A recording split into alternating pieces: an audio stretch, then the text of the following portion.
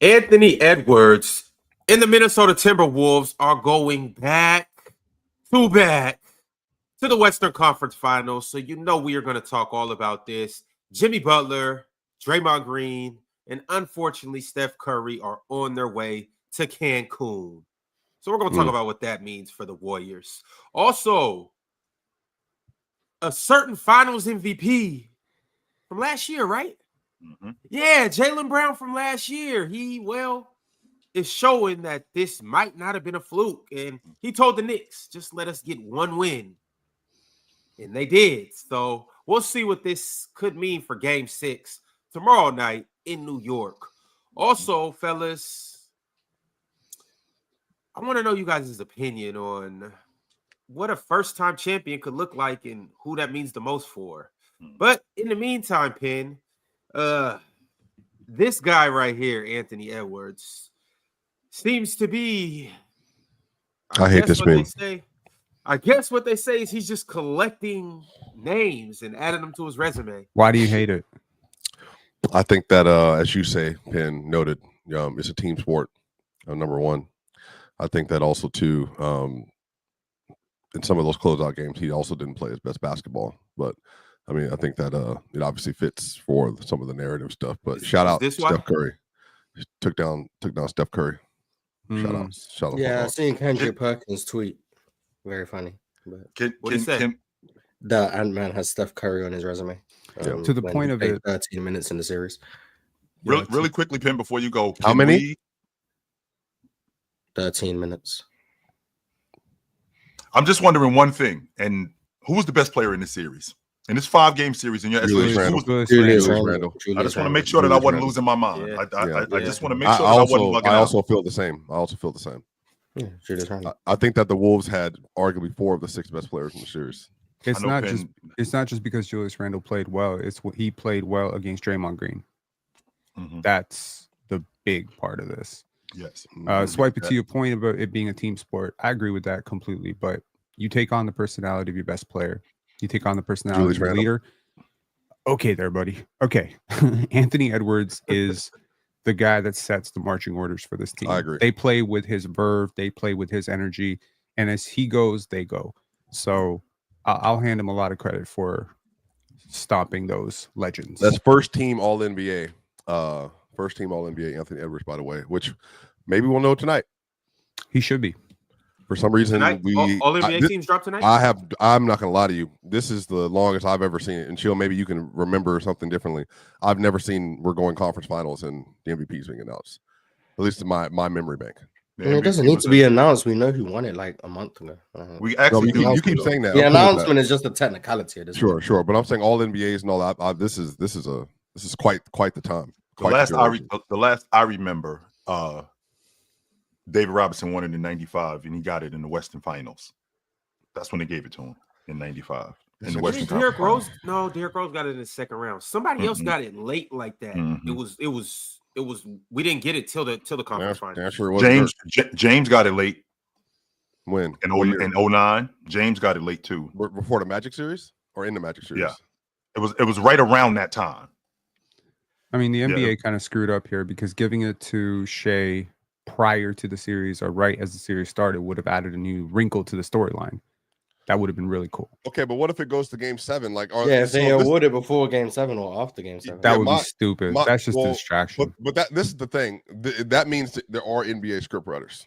How else would they know it's going to go 7 unless they had it already written down? Pen. What I think is how the Toronto Film Festival exists. There's a pen somewhere behind Adam Silver's desk that is putting together the film script for what would make the best story for this year. And the Knicks, Pacers, Eastern Conference Finals. Or, Chill, even better for storylines. See if y'all can stay with me here, Chill. I already know Knicks go up 3-1. I already know where you're going. Tatum goes down 3-1, down 9. Take out those sunglasses. Jaylen, hold on. This is my Scorsese look. Oh, okay. Jaylen Brown then leads them to the conference finals. But it's not Tatum slander, Chill. It's more so Boston was better all along because I see people on the timeline, Penn, saying, "Oh, Well, this Boston should have been done with this 4-1 anyway. And I'm like, You can't say that, Swipa. They're gonna take it as Tatum slander. We're just Can telling we, the truth. can we, Ron? I tried saying yesterday it's not. Wait. slander. Can we get back on track? I was here? with you, Mars. I don't want to. Chill, you're not. No, I'm with you. I'm 100% with where you're going. I knew you were going. A rematch of last year, Boston versus Pacers. Yes. And then this now time we get our lick back because this time they're injured. Yeah. Interesting. Are these script writers maybe anticipating a repeat of the Western Conference Finals as well? You know what's funny? I wouldn't. This is the other part about this. I believe it's going 7. You know, I told you before the series. Mm-hmm. This is what I will say, Mars. This will be the ultimate bit, right? Mm. The NBA typically, because they gave Jokic the MVP before Game 5 last year, and then 2 years ago they gave Embiid the MVP prior to Game 5, I think, versus the 76ers, if I remember correctly. And then the year before that, chill, that's when Jokic was in Serbia riding a horse and got awarded the MVP award. And then in 2021, he also won it in the home crowd, down 2-0 to the Phoenix Suns. And then Mars in 2020, Giannis won it in the bubble, I believe, right? With his team. And then in 19, that was the Giannis, NBA awards. That was the NBA. The NBA awards. Was that the end of the season? Yeah, it was in the summertime. I remember. That's horrible. So wait, how long was that going for? Russ, the NBA awards? they did the same thing. It for Russ, James Harden, and Giannis. And then before that was that back to normal. Before that was just like the regular And Steph. So that was the Steph Curry announcement in 16. That was in the second round. Correct. And then in 15 was also the. He put it against Portland. Yeah, that's second round. Portland second round. Yeah. Okay. And then 15 was when? Do you remember? Because I feel like that was also second round that year. I want to say second round, but I couldn't tell you. I can't remember who they played that year. Too, might be able to remind me. And then 13, 14, LeBron definitely got it versus the second round. They played the Grizzlies in 2015. Yes, and then but LeBron won it versus the Knicks in the second round. Was that 13, year? Or, no, that was the year before. 13. Yep. No, but Penn, you were. But Penn, I don't want to deter you from where you were going about this Anthony Edwards thing. And sorry, Penn, Swiper was because the thing I'm thinking about. A great storyline. Matter of fact, I got beef with y'all by the way for yesterday. But go ahead. The thing I'm thinking about, Penn, is how important it is to have a complimentary player. But I'm gonna let you go. Julius Randle's been great. No credit should ever be taken away from him. I did say that the Timberwolves won that trade, and for a little while there, it looked like I was wrong. And I was like, shoot, maybe they didn't win the trade. Cat looks amazing, but at half the price, he's giving you almost exactly the value, if not more the value. I'll tell you one thing that I like about Julius Randle over Karl Anthony Towns. He doesn't leave it on the table. He doesn't leave anything on the table. It's all out there. Like with Cat yesterday, I'm watching him and I'm like, where are you? There's like literal quarters where I'm looking at Karl Anthony Towns like, where are you? You could do anything you want to this dude and you just standing there. Julius Randle doesn't have that problem. Julius Randle had another problem, which is, sometimes he doesn't know when to get off the ball. And doing a great job of that. So this is the best basketball I've seen Julius Randle play in a long time. So shout outs to him. Since Kentucky, for sure. He's been great. And this is a 2-time All-NBA guy. This is a 2-time All-NBA. He's 2-time All-NBA. Am I not right? Yeah, that's correct. Yeah, the 2020-21 was his 21 and 22. That was his magnum opus. 2021 was his magnum opus. For sure. So, I think he's been great. I'm on a bit of a prediction hot streak. I got to tell you, last 4 games, I have predicted correctly. Swiper, I got really bad news for you. I got really bad news for you, man. I don't think the Denver Nuggets have anything left, man. Oh yeah, that's a good prediction. I'm willing to I hope personally as a Jokic fan, I hope he comes out and does what he did again. But the way y'all went out in the last game, it's gonna take a lot of friggin' Tony Robbins and David Goggins. They don't have a Tony Robbins on the roster.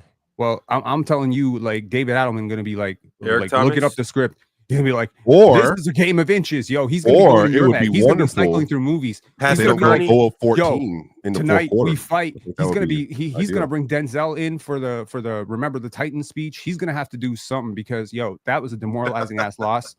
Russ missing. I actually think you're missing that a lot. I don't think it's like that at all in the locker room. From what I've heard, I think it's very calm and relaxed. Yeah, they just call it Russ immature back there. Did you read Ramon Shelburne's article about Russell? I did it, and then And you see, I did not bring that one up in particular because no one that I know confirmed any of that. And then Aaron Gordon confirmed it. Aaron spoke off. Aaron Gordon's vociferously refuted everything in that article. He did not. Saying, He calmly accepted that it shouldn't have been leaked. That's what he said. He didn't say, "Yo, this conversation." There are things that have happened in the locker room, but I think that the timing of that one was very interesting. But shouts for sure. Well, I'm just saying. I think if the OKC Thunder are who I think they are, this will be a very, very big maturity moment for them. I think last game was a big maturity moment for them. They should not have won that game. Well, Denver choked it away. There's reasons why they won that game. So yeah, Jokic was dead. That's why they won that game. Pin and Swipa. I would like to get back to a certain somebody. You know, this guy. Is this what he does? Mm-hmm. That guy who sent a certain somebody's or a group of players to Cancun. Yeah. Or to your point, Ron, Randle being the best player in the series. To your point, Ron. Okay. I mean, I think it's really important to have a complimentary player, and that's basically who Julius Randle thrives. That's where he thrives the most in my estimation. We've seen him as a number one, and we've seen him play the way he's playing right now in the playoffs. I've seen him play like this. It just hasn't translated to the playoffs. I've seen him knock down open shots. I've seen him be one of the best kick and drive and kick guys in the league. I've seen him be one of the best glass cleaners in the league. I've seen him be a high motor guy, but I've also seen him be a detriment sometimes. I've seen him be lazy. I've seen him pouting. And that kind of stuff is the stuff that people pay attention to more than the 22-10 or the 19-9 or the positive things that he does. And don't leave out the assists. And I feel like in this series, in these playoffs in particular, him being a complimentary player to Ant, who I feel like Ant put the battery in his back. Ant put the battery in his back and made it clear that I want you to be you. You don't have to worry about being the number one. You be you, and I'm going to take the pressure off you having to worry about doing everything. You do everything that you do, but just do it at your pace. You good. I'm going to take the pressure off you. And then I think Julius Randle then in turn did the same thing with him. So I'm watching Julius Randle get downhill. I'm watching Julius Randle take advantage of mismatches. I'm watching Julius Randle actually compete on the defensive end and look competent. Compete on the defensive end and look competent, which was huge in this series. Now, don't get me wrong, there was some lapses, but for the most part, I think he was the best player in this series. And I have to give credit where credit is due more than anything. They're not winning this without Rudy. They not. And there Rudy, aren't many Abdul-Jabbar. There aren't many people. Now I'm not doing that. Let's relax. I'm not doing that. Let's chill out. I'm not. Rudy Cartwright, Rudy Malone. I just feel like what he brings, a lot of that stuff isn't in the box score. He's the consummate big. He's the guy that's around the glass. He cleans up messes on the defensive end. He veers guys away from the lane. He rebounds with the best of them. He makes your defense even better. He cleans up a lot of mistakes, and that causes a lot of these guys like Jaden McDaniels, like Anthony Edwards, to take more chances and to be more aggressive on the wing. And not only be more aggressive on the wing, to be more successful. I love what this Minnesota team is doing. Julius Randle has been great. I'm not sure that they can get past Oklahoma City, but or Denver. We don't know. I do think this is interesting how things have shifted so far. I think this series is over. So when you say that they've shifted, Swipa, what do you mean? They have. When you say they've shifted, I think that the conversation. I mean, I think now people are saying Denver is completely done in the series. I think given the way the games have gone, I think it's interesting personally. But I mean, we'll find out obviously tonight at 8:30 p.m. apparently Eastern Standard Time, the earliest they played all year. Yeah. But yeah, I do think the Wolves are. They look very good. I feel like both of the teams that I have talked about since January, which is the Patriots and Wolves, all the things have kind of come true. This is like very good teams with a lot of options on the roster. Julius Randle's been incredible this whole playoff run. I mean, just really good, and I think he deserves credit for that. He's doing things he's never ever at any point in time done. That's not true. That's not true. He hasn't done these in the playoffs. Then he's never done it. Then he's never done it. I'm saying we're in the playoffs now, Chill. I know that your guys we are in the playoffs. No, never done we it are in the playoffs. Okay, It's so never say happened. that. Don't say that he's never done it. Period. I'll say it how I want to say it. No, He's and never I'm done going to it. call you on it because it's bullshit. No, he's never done it. We're He's in played May. like This is before. May. This He is just May. hasn't done it in the Chill. playoffs, and now it's What month is the it? playoffs. Chill. What month is it? What month? Now it's What month translated is to the it? playoffs. There's a What reason month why is I it? felt. There's a reason why I felt. You said he was better than Victor Wembanyama. This is There's why. a reason why I felt like I felt about Julius Randle. There's Well, a I don't know reason what to tell why you, bro. there's a reason why I saw him the way I saw him. It just didn't translate Well, to the your playoffs. eyes Now told you it's he was better than Victor Wembanyama. now I know. I it's- remember that. Now it's actually translating to the playoffs, and because it's translating to the playoffs, more people are starting to pay more attention to Julius Randle and think that he's this different player. Who's more people? It's just now translating to the playoffs. That's all. That's all So it is. he's better than he's ever been right now. He finally has a competent team in the playoffs too. Oh, he didn't have a competent team with the Knicks. Wait a Or second. He's not the loudest voice in the room. That's what I'm trying to tell y'all. And we've seen this with Cat last year. Yep. We've seen this where he be at the podium being like, you got to stop fouling. And he'll say it direct, but not in that snippy way that'll get under your nerves a little bit, but more like that inspirational, keep it real way that keeps you honest and keeps you. Yep. I think the confidence level of your superstar is everything. It's everything. Where's that Max Strus, little text? It's like, if you don't believe, don't show up. And then he goes 0 for 9. You don't need Max Strus to be sending that message. If you need Anthony Edwards, you need Jason Tatum, you need your stars to have that confidence and that belief. And that kind of makes you feel okay when you're down 2, down 3, you lose the lead, you have a couple turnovers. Be like, that guy, he got us. And he got us. You know what I mean? He doesn't ever rattle. He could be down 3-1. He could be up 3-1. You can't really tell from looking at his face. He got that Kawhi gene in his head, right? Ultimate confidence. Totally different package. He's a little bit louder. He's a little bit more showboaty. He'll tell you to suck it. He'll do whatever. But I think from the day I watched Anthony Edwards, I don't know, man. There ain't a lick of Kawhi in there. Okay, so what? So what is? Because I'm very interested to hear this from you, Ox. So what is the Kawhi gene? Because I saw Anthony Edwards shut the door on teams. Dunking on Kevin Durant to end the series. Goodbye. Get y'all asses out of here. Well, first of all, I didn't know we was talking about as far as playing skill set. I'm not even having that conversation. I'm talking about mindset. There's a difference between confidence and cockiness. Sure. There's a difference between being quiet because I know what time it is for y'all and goofing off because I'm embarrassed. They're not the same person at all. I don't think that they are. Can't be goofing off. I think fear rattles people. Yeah. Oh yeah. Ron, when they was at the podium that time, and it was him. Was it him, McDaniels, and Nas? And Nas was clearly mad, and they was over there goofing around. Oh, we shot that, man. He was laughing. I was embarrassed. When was this? That was in the first. It was after game 1, I think. It was after game 1 because they said over the last 2 games they were like 12 of 76 or something from 3. I don't know what the number was. Right. And then him and Randall were like laughing, like, damn, that's crazy. Yeah. And then Nas Reed was there sitting there with a stoic expression, I guess.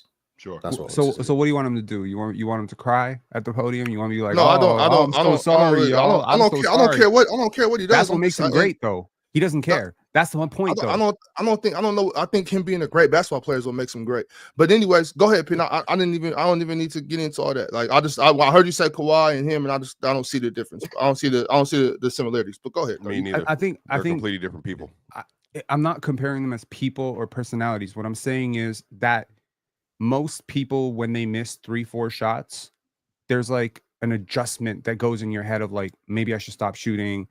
What if I keep missing? What will people say about me? Should I adjust my shot form? Maybe I need to pass the next 3. And then there's another completely different type of person where it just doesn't matter. They miss 85, 90 shots in a row. They'd be like, I'm gonna make the next 10. I'm gonna make the next 20. They don't rattle. They go down 2-1 in a series to get back 15 points. You don't think Kawhi gets rattled?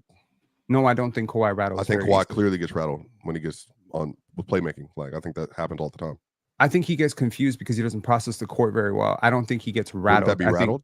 No, I don't think that's rattled. I think that's like literally you can't see what's happening fast enough. What exactly is rattled then? So I think rattled is like when you're going like this. Yo, basketball is mental. You can see it. Like you can see it. Yeah, you know what I mean? There's certain games where like what happened. I don't want to bring like hockey into this, but like yesterday the Leafs got smacked like 6-0. And you could see at 1-0 it was going right that way. You could see it in their body language. You could see it in their decision making. They were just messed up. Sure. So that's all I'm saying. Like that's sometimes you start making mental mistakes. You start turning the ball over, and then it's like quicksand, right? The more you struggle, the more it starts to sink, and you just start making mental mistakes over and over. And the next thing you know, like you're down 5, but it feels like in your huddle, it feels like you're down 25. Well, Down that's 30. why. Ben, that sounds to me, everything that you just said, that sounds like the result of getting rattled. That's what that sounds like to me. When Kawhi starts getting double teamed under pressure, the Madden controllers, the screens start doing this, the routes start doing this, and then he throws the ball over the top out of bounds. Well, last I checked, Kawhi hit a shot over a double team, fading away with the game on the line in Game 7. It was the greatest game shot. Last you checked was 6 years ago. Last He just played in this series. Last I 2 weeks checked, Anthony Edwards didn't have it going, and he went to Julius Randle. And Julius Randle said, "I got you, brother." And he kept going to him. Last I checked, Anthony Edwards didn't have it going. And Jaden McDaniel said, "I got you, brother. And I'm going to help you out on the defensive end of the floor, too." Now, don't get me wrong. I'm not going to completely leave out that their offensive engine was off the floor. And that matters. Like we can't sit there and act like Steph Curry doesn't make a difference in this series. But to Mars's point yesterday, we have to address the elephant in the room. Jimmy Butler has now become a role player. He was hurt. I'm not Yeah, trying to 19 points. What do you mean? What do you mean you don't want to hear it? He I clearly don't. he was hurt. Like wait, so he doesn't get an injury pass. Oh, other players do, but Jimmy doesn't. Okay, here's the issue that I'm having with this. Here's the issue that I'm having with this Swipa. If he goes off in this series, no, there is no if. He was hurt. Even if he was, let's just say for the sake of argument, he was, because all of these guys are beat up. Every last one of these guys in the playoffs. You just saw him get injured in the Houston series. I did see him get injured. How bad was he hurt?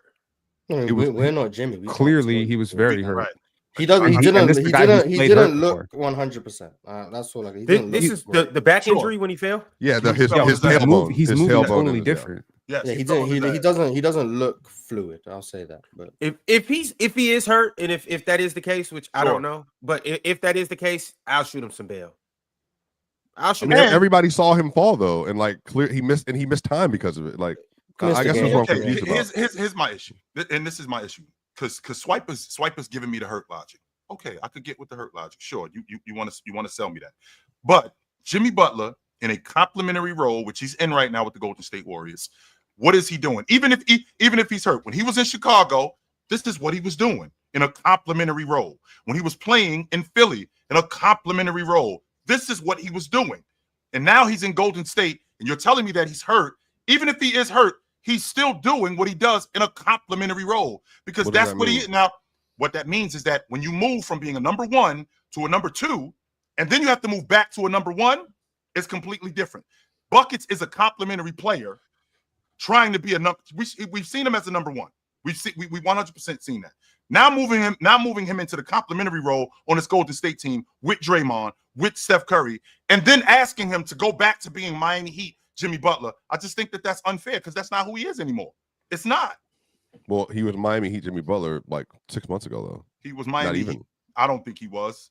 But I'm saying he was with the Miami Heat as a number 1 option, and he didn't play well because of all the stuff.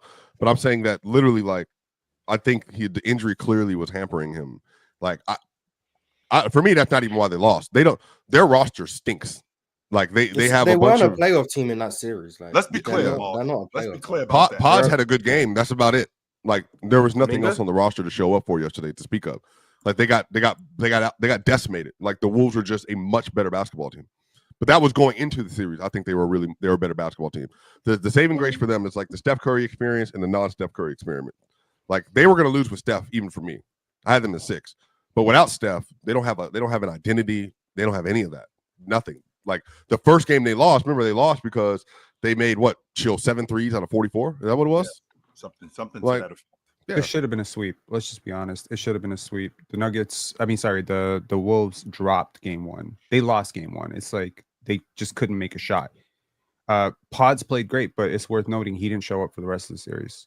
This was really his first good game in that series. Moses Moody couldn't make a shot. Gary Payton, what are we getting from him?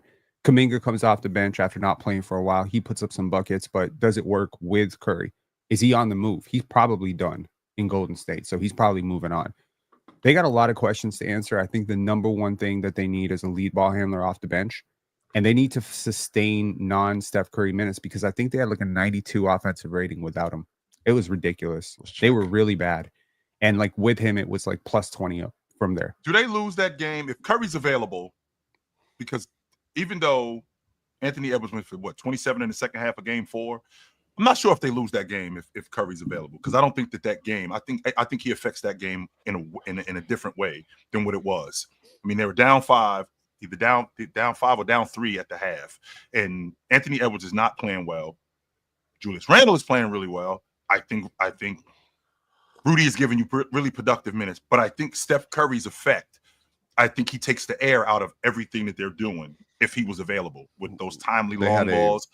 With not just the timely long balls, but also his action off the ball. I just think he tires those guys out, and I think it affects their offense. And if he was available, I think we have a completely different game and series.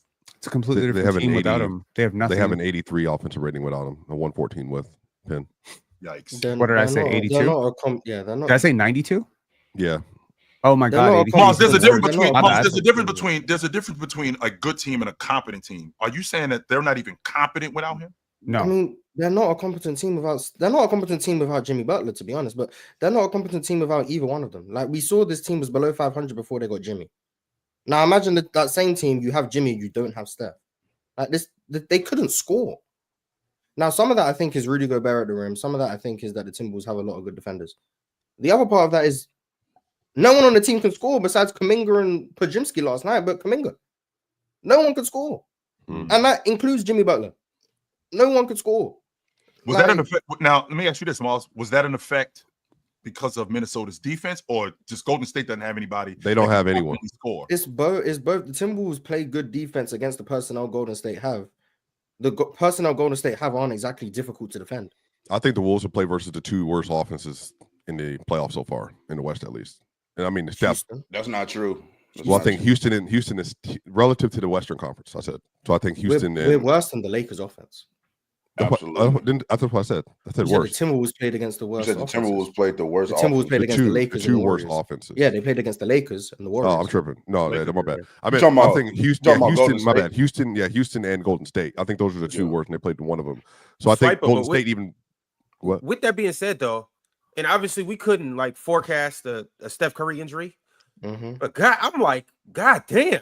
I would have rather the Rockets have won Game 7. The team that plays in the second round, they're not even a playing team. The team that played the Timberwolves just basically just got a bye in the second round. They didn't even play a playing team. Before Jimmy Butler gets on that crew, that team is going to the lottery. They're not making the playoffs. This team. Okay, Swiper. If Jimmy Butler's hehealthy, doesn't change. I mean, it doesn't change the outcome. But does it? They maybe win one more game. What was that game? What was that game 2? They might have won the game where Jimmy had like 30 in the first half. He probably has 2 or 3 more. 3 maybe. No, maybe 2. Outside of that, no, honestly, 3. I think controversial take. I don't think they would have won this with Steph Curry. If he's healthy for all 7, I genuinely think that the Wolves win in 6 or 7. But without Steph Curry, I don't like this idea of having to judge Jimmy Butler in a situation that they didn't bring him to come into. Right? They didn't bring him in and they brought him back to a Heat situation. Yeah, like they didn't say, okay, Jimmy, come be a 30-point per game scorer for us. That wasn't the point. He was supposed to be a connective playmaker for them. He was supposed to be the perfect Robin to Steph's Batman. So when Batman goes down, we're not sitting there judging Robin for not being Batman. And you may have some different feelings about it because he got paid like Batman, but he's being paid like Batman because they really believe in their real Batman. That's all it is.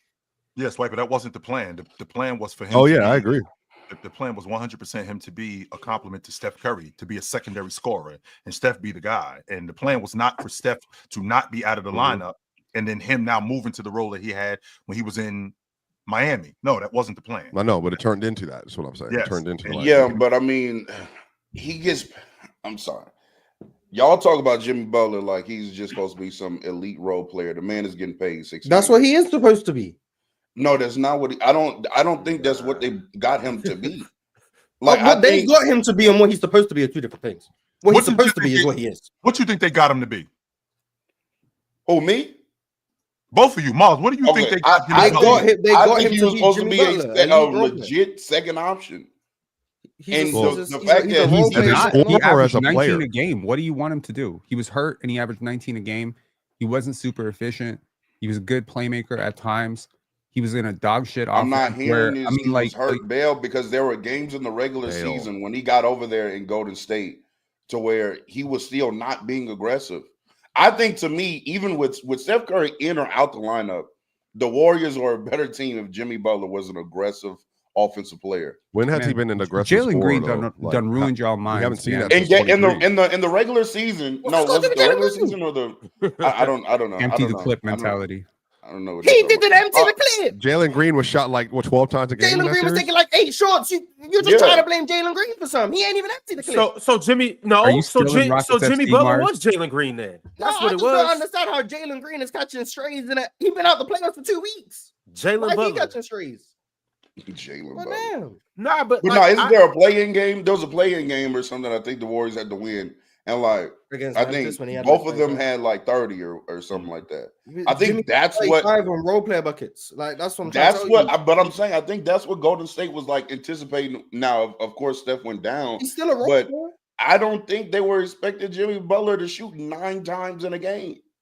But they also knew they also knew that Jimmy Butler couldn't carry them through the Wolves series. I think once they realized Steph was done, I think everybody over there knew that they were winning this series. Of course, you go out and compete, you try to win. Like it's not like Ron, they're not beating the Wolves without Steph Curry. Game. What? Ron, I don't give a shit. I don't give a shit. I don't care about one game. Jimmy. What's You one want game to gonna do? you want to argue with Pat Riley and cause all this fuss? Give me my money. I'm Jimmy Butler. I've done this, and this. Y'all need to respect me. No, you need to respect yourself, Jimmy. And He did. He got his money. Yeah. And Ox, aren't you the one that tells maybe me if you respect about, yourself, so we more, gonna you hold get paid him more there. too. I'll tell you all the time. That's all I know. and AT&T got real talk. Ox, you tell me all the time, coaches got to coach. Well, part of coaching is motivation. And Jimmy, we need you, brother. Pick it up. 9 shots is not good enough. I understand everything you guys are saying. I'm saying I'm not trying to throw Jimmy no bell for being hurt, whatever he was out there playing. I don't do that. You know what I'm saying? If you're on the floor, I need you to play. Jimmy didn't play like a superstar. Okay. You know what I'm saying? Like, but all I'm saying is they weren't going to win that series without Steph Curry. I don't think they brought Jimmy over there to just sit around and play second fiddle to Steph Curry. I think they brought him over there to compliment Steph and do his thing. But once Steph Curry goes out the lineup, there's no hope. I think we all know that. I'm not even here to rebuttal anything anybody's saying. I understand. I'm rebutting what you're saying. Okay. I'll rebuttal if you want. Okay, you know one what? game Y'all say doesn't what mean y'all want. Hey, Jimmy played like a hoe. All right, I'll say it. Y'all want to say it? Jimmy Butler played like a hoe. Okay? And Steve Kerr coached like he belongs to the streets. I'm not, Ron. I'm not even trying to like he was on the corner, and Jimmy Butler played like he was on the corner. All right? Jimmy the pimp. Jimmy the pimp. Kerr the hoe. Oh, nice. I guess where I stand, like the reason I guess I'm defending Jimmy Butler, I don't know if that's what I'm doing.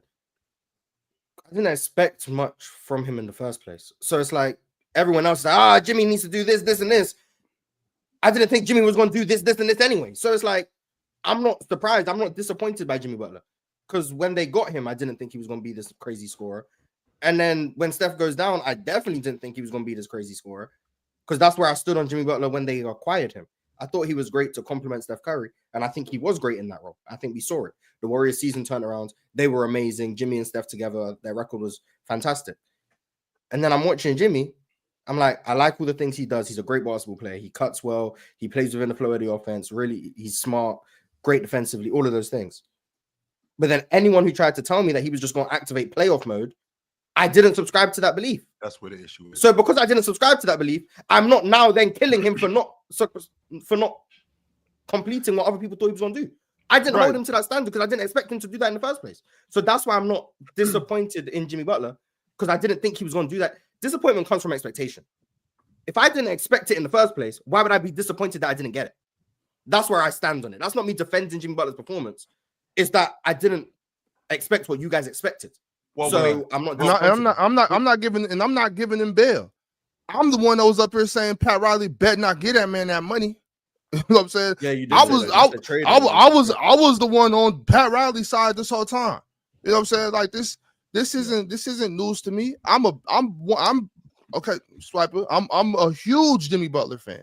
I got nothing but love for Jimmy Butler. I don't think he's the same Jimmy he once was. I don't think anybody should be even considering giving him all that money. I thought this team was going to be him and Steph. Without Steph, Jimmy can't carry a squad through the playoffs anymore, y'all.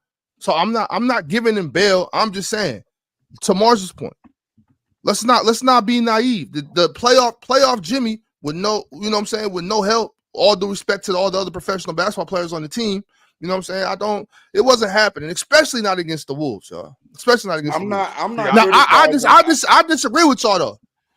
If Steph was around, that you add the chef to any meal, it turns into a 5-star meal. You know what I'm saying? I think Jimmy is perfectly suited to be, you know, a wingman, a complimentary piece, not a role player, but a second option to Steph Curry. I don't think Jimmy Butler can carry anymore. I'm not criticizing. I'm not criticizing the. I'm not saying you can't criticize Jimmy Butler because someone in the chat said my logic. Not at all saying that. I'm not like I don't know if people are hard of hearing. I'm not saying Jimmy Butler doesn't deserve criticism for his performance. What I am saying is that I'm not disappointed in Jimmy individually. I'm not disappointed in him because I didn't expect what you guys expected from him. Now, if you want to talk about his performance, criticize the lack of aggression. Absolutely. Criticize the fact that I said it in the Rocket series. You know he's going to pump fake. He's not going to go up. And the Wolves sat on that pump fake the whole series. Criticize the fact that his scoring arsenal is one-dimensional at this point. Criticize the fact that he can't really score without free throws and he's not a good jump shooter. I'm fine with all of those criticisms.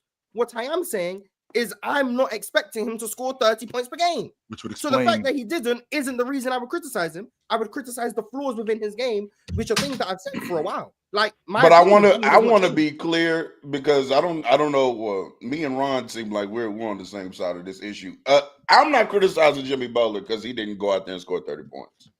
Goddamn, you can't go out there and shoot the ball 9 times. You're criticizing him because he's not a good shooter. I also have an issue with that. Real talk.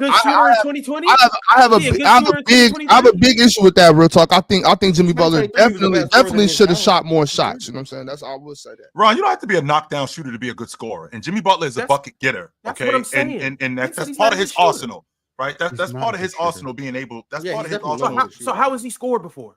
Okay, but he by has willing scored his way to the rim. Look, Jimmy but Butler's he's also value scored in the is mid-range. like We're not going to sit here and say value. that Jimmy Butler can't shoot the basketball because yes, he can.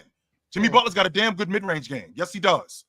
He might not be able to shoot the long ball with the best of them, but Jimmy Butler can get the spots in the mid-range. He didn't. Just so you know, that nickname Buckets is not self-proclaimed. Yeah, that's from when he really was a good mid-range. Shooter or no shooter, Jimmy used to be able to put the ball in the basket at the elite level. 100%. Yeah, now he can't. And that part of that argument. And that part of that argument. I don't know if he can't put the ball in the basket if he's not shooting it. On what Mars was talking and to expand on being able to put the ball in the basket. When he got to the Warriors, I thought he was exactly what they needed. Exactly what they needed. That secondary scorer who, when we get to the playoffs, when Steph doesn't have it going, we can rely on him to give me 22 to 25.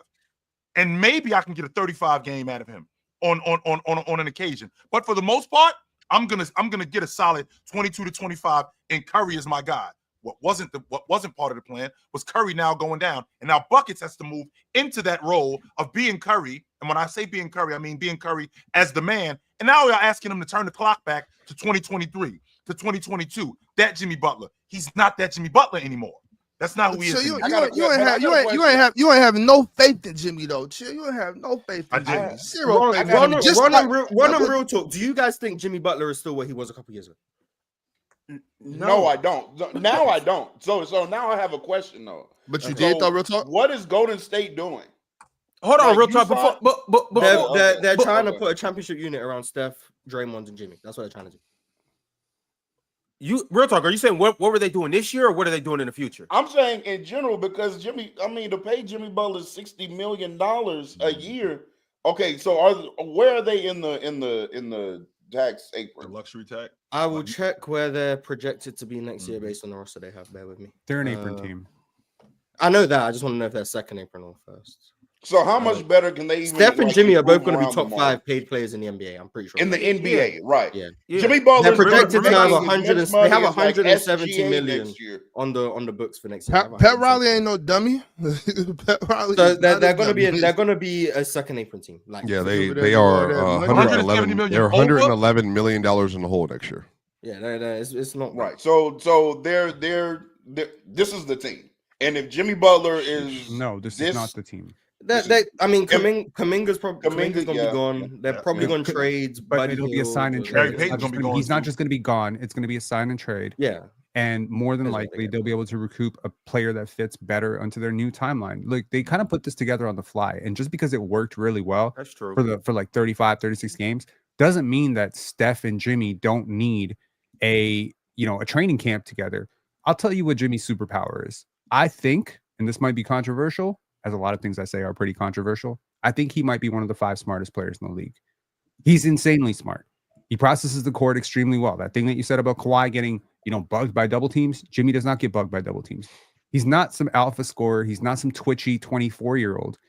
I don't think this is that surprising because he's had disappearing acts in the playoffs before.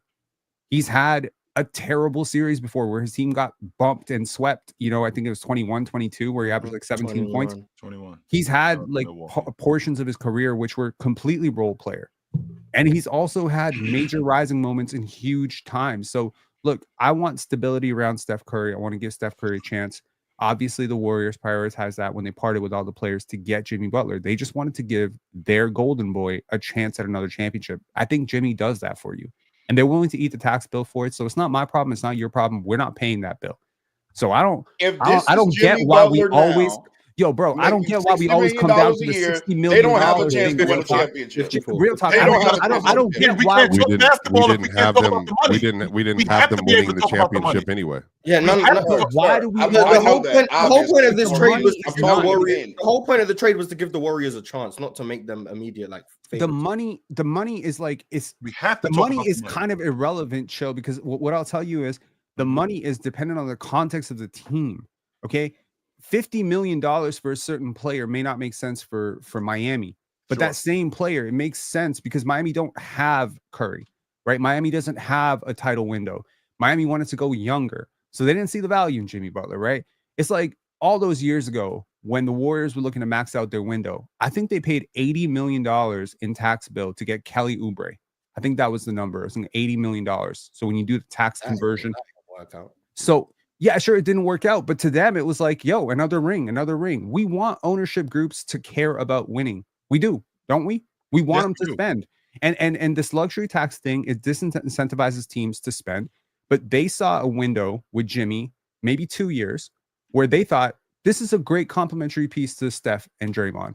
This is a guy who can actually floor raise a little bit. And maybe it didn't work out this year, but don't sell him short next year. I think Jimmy was hurt. I don't think he played that well by his standards. Could they have gotten what roster moves are available? Sign and trade for Kuminga is possible. Number You one. lowered his value as well by not playing him. So He what? wasn't playing well enough. You don't think a sign and trade, like in theory, this is me just spitballing. Like in theory, for like to the Brooklyn Nets for Cam Johnson is like feasible in any way. Totally. It's definitely, And he helps and they're probably going to him do a lot more. But Penn, to rebut your point when you were talking about with Jimmy Butler. Now remember, Jimmy Butler came to Golden State in a trade because he wanted to get paid, and this $55-60 million, this hampers them because if we could get a complimentary player at a cheaper price, then we can make different moves. But instead, we getting Jimmy Butler at 36, 37 years old. He's going to be on the books for $55, But they were $60 million. desperate though. Chill. Remember where they were. 100% that they were desperate. They tried to get Kevin Durant. And the reason why they were desperate, Swipa, is because of what they got with Steph Curry. Yeah. That's why. Because And what they had with wasted. Steph Curry They had and the wasted Steph timeline- Curry's time leading up to that point. And now we're scrambling, and we find ourselves overpaying for guys, which Pat Riley wasn't interested in doing. Now we find ourselves overpaying for guys that we probably could have got somebody else for cheaper. But that was their. But that was their fault years ago. Chill. Post title, they went to the 2 timeline route. It didn't work. Everyone knew it wasn't going to work. Steph Curry was complaining. Draymond was complaining. There were multiple things that were happening. Jonathan Kuminga wanted an extension. They didn't think he was playing good enough. Steve Kerr didn't trust anybody in this rotation except for Pods and Draymond and Steph and Wiggins or whatever. And then Wiggins was not the same player. So then they get to this point with 2.5 years of bad front office development and bad theory, which I think they could have did for 1 year with the 2 timeline thing, but it didn't work. They should have, from that point on, it should have been done. What was that? So after the 23-year chill, it should have been over because they traded Poole and everybody was gone. Then they get CP3 and they're like, then it all falls apart. They had Dario Saric on the bench. They took him out of the rotation. I'm talking about when they lost to the Lakers. Right. Everything was all over. And then 23-24 was another bad year. So chill. They tried to go to the 3rd straight year with this 2 timeline thing. And by this point, Steph Curry just sitting here like, okay, I'm basically playing at the second team all NBA level. And I'm doing all this stuff, and we have no chance. He was in tears at all. He was on the sideline in tears. Here's the thing. The money stuff, with Jimmy, it kind of bothers me because Jimmy Butler in 2016 made All NBA 3rd team, making $17 million a year. The next year, he made All NBA 3rd team, making $17 million a year. There's no way. I don't know what. I don't know what the hell. You don't get back pay. I'm sorry. No. But understand this from the perspective. Play like a $60 million man. Y'all might not think that that's fair. I think that that's fair. The money is secondary. The money is what. It's not secondary. No, it is because it's what the money represents. So then why do you criticize Jaylen Brown? Huh? Because he's not that good apparently. I don't think he's that good. Well, Jimmy Butler's not that good apparently, so I can criticize him. If Jimmy Butler was making $3 million, if Jimmy Butler was making $300 million in hampering the salary cap and all of this good stuff, you would be up here criticizing him, and you would be fair too. My thing is, Jimmy Butler, you are clearly getting paid more than everybody in the arena. You play 42 minutes and let Jonathan Kuminga and Brandon Pajinski shoot 23 shots, and you shoot 11. You're supposed to be this big alpha male, right? You're supposed to be the big bad Jimmy Butler. He got all this leadership, and you let these 2 outshoot you. I don't think that's unfair for me to criticize him. I agree. Criticizing him. You cook him. You cook him. You're cooking water. You scammed the Warriors. That's what you did, Jimmy. He tried to scam Pat. He tried to scam Pat. Pat wasn't going for it. You scam artists. I didn't see this before. Remember when I said that about Miami? Y'all was on my line about that. I don't think he scammed. No, he scammed the hell out of him. But Penn, I'm thinking like when you brought up Jimmy Butler being an all-pro in 2016, 2017, the money is way different 10 years ago than what it is today. Chill, he was nowhere near one of the top 15 paid players at the time. There were still players making $30-40 million back then. I didn't say he was an all-pro in 1992. If I'm this not was mistaken, 2017. Wasn't he still in 2016? Was he not still on his rook deal? No, because he got drafted in 11. It was his second deal. He was making $16-17 million. What team was he playing? He's barely out-earned Tobias Harris on his career. He's barely. That is not Golden State's problem.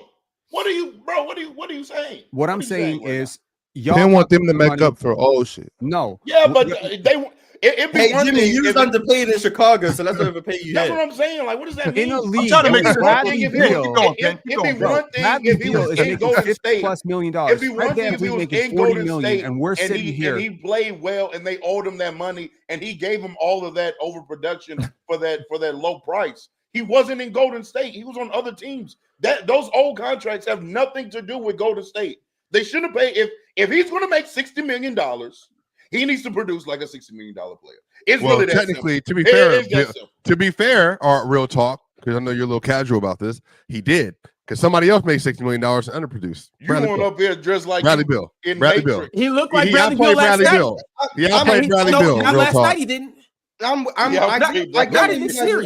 get what you guys are saying about like you have to pay to what you're being paid because like the salary cap. I understand that. But like, does the inverse happen where you give players extra praise when they pay when they play over their means of their contract? No, Yeah, Not this channel. Austin Reeves does that all the all the time. time. He's wrong. Austin Reeves does that all the time. 100%, Mars. We do that I all the don't time. hear like me We personally. do I that don't all hear the all time. the extra I'll praise tell you right now. when a player's making 100%. 12 million and I'll playing give- like a $40 million player. I'll give you an example, Mars. How I don't about all hear of them years?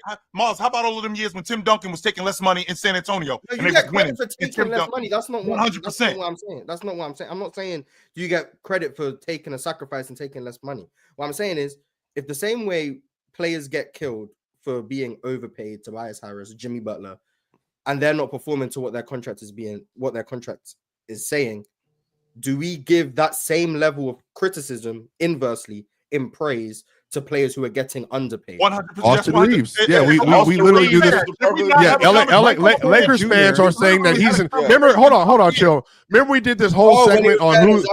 And he was a, And remember, I did. I went through this. Was that because of Who the are the contract? Lakers not trading him for? I went like 15 deep. And then they were at the time they were glazing. They're like, "Oh, Austin Reeves, $12 million a year. You're just as good as Zach LaVine. You're better than Jamal Murray. Oh my goodness, whoa. And then that's how it was though. That was We the literally combo. had a conversation up here, Ron. Is he the only one? Ron, we literally had a conversation up here that Jalen Brunson. who is a better number He three? said maybe not than Jalen Brunson. Austin Reeves? Lakers fans like, I don't Who know. said that? Who said that? I For the forgot fit. about that. For We the literally had fit. a conversation. For the fit. Hold on, who was I that? see Lakers fans say they said Reeves is Austin better Reeves than better. Halliburton. We were literally Yeah, having we- a conversation. that Who is a absolutely better happened, number yeah. three Yeah, than I seen Austin Lakers Reeves? fans say Reeves is better Especially than with that Halliburton. contract. Oh, that No, was who good. was that came up I here and don't said know. I Austin don't Reeves know is about better than Xander, Jalen but I was Brunson? thinking it. They said remember because who of the that was? contract. Because of the contract. Yeah, but It was- who was that though? I can't remember, bro.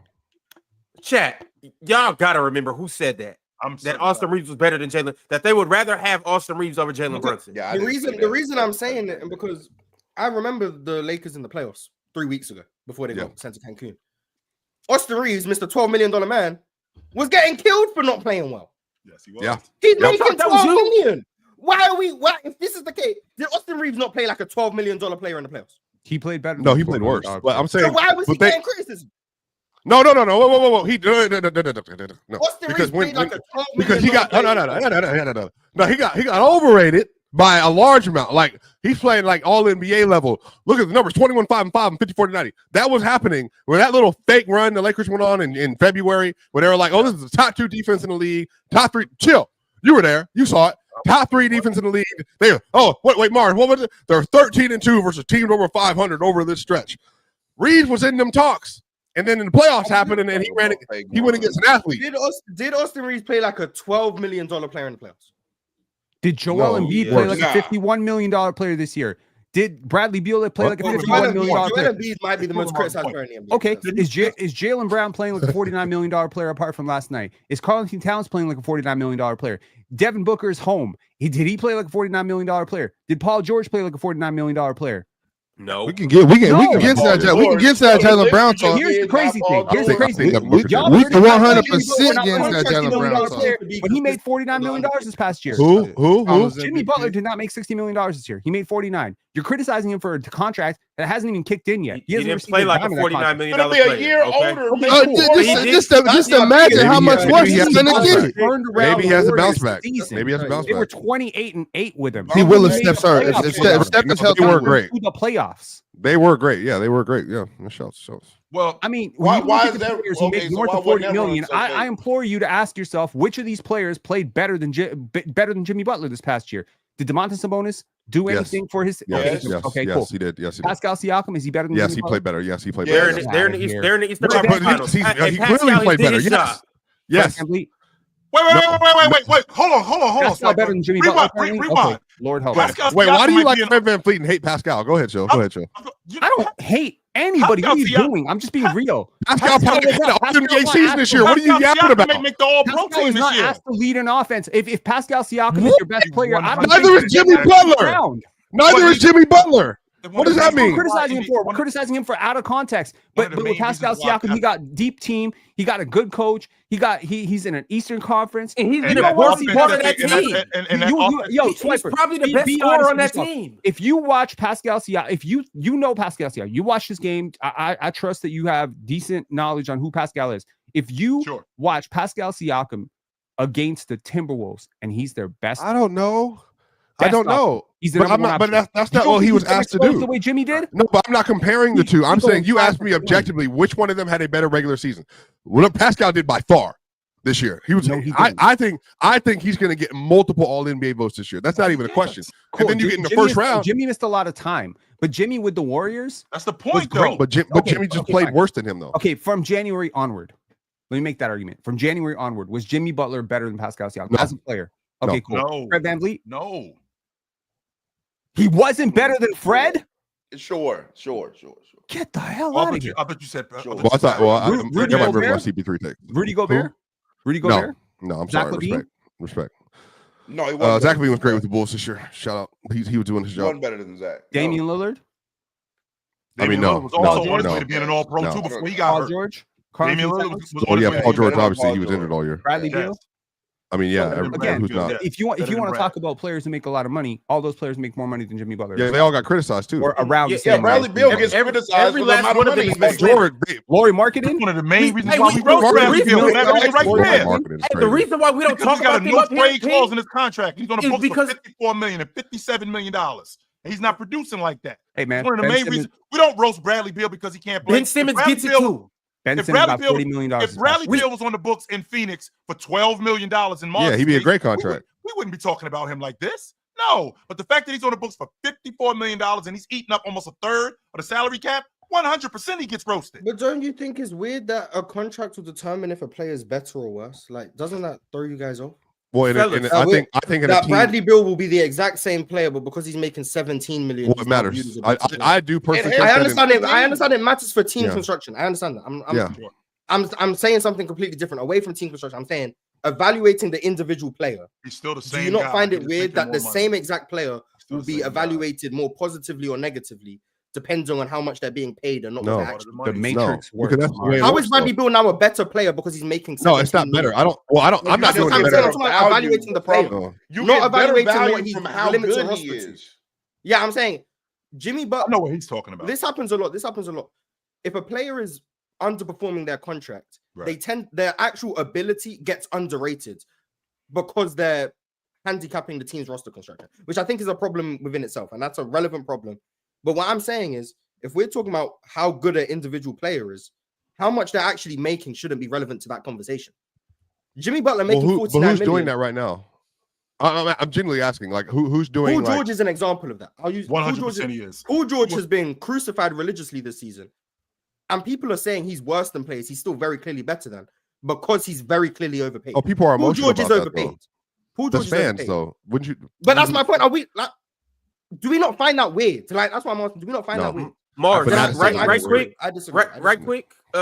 We talking about everybody else getting paid, and it's time for us to get paid, baby. Chat, lock in. I need you guys to lock in because it's time for us to get that chiggity change in our biggity banks right now on PrizePicks. In order to do that, what you need to do is download the PrizePicks app, use promo code panel, and when you play $5, I repeat, when you play just $5, you will get 50 back instantly. Say it with me. 50 back instantly. Where else do you get that? Like, I can't just call up Swipa and be like, hey, Swipa, let me give you this $5 bill. And in return, you give me a $50 bill. Now, I know Chill is a good friend of mine, so he might do it. Big Ox, he only got $3, so he can't do it. Penn will You owe me probably money. give me $100 back. Oh, never mind. Penn won't get $20. But anyhow, if you give somebody $5, you probably won't get 50 in return. But see, the thing about PrizePicks is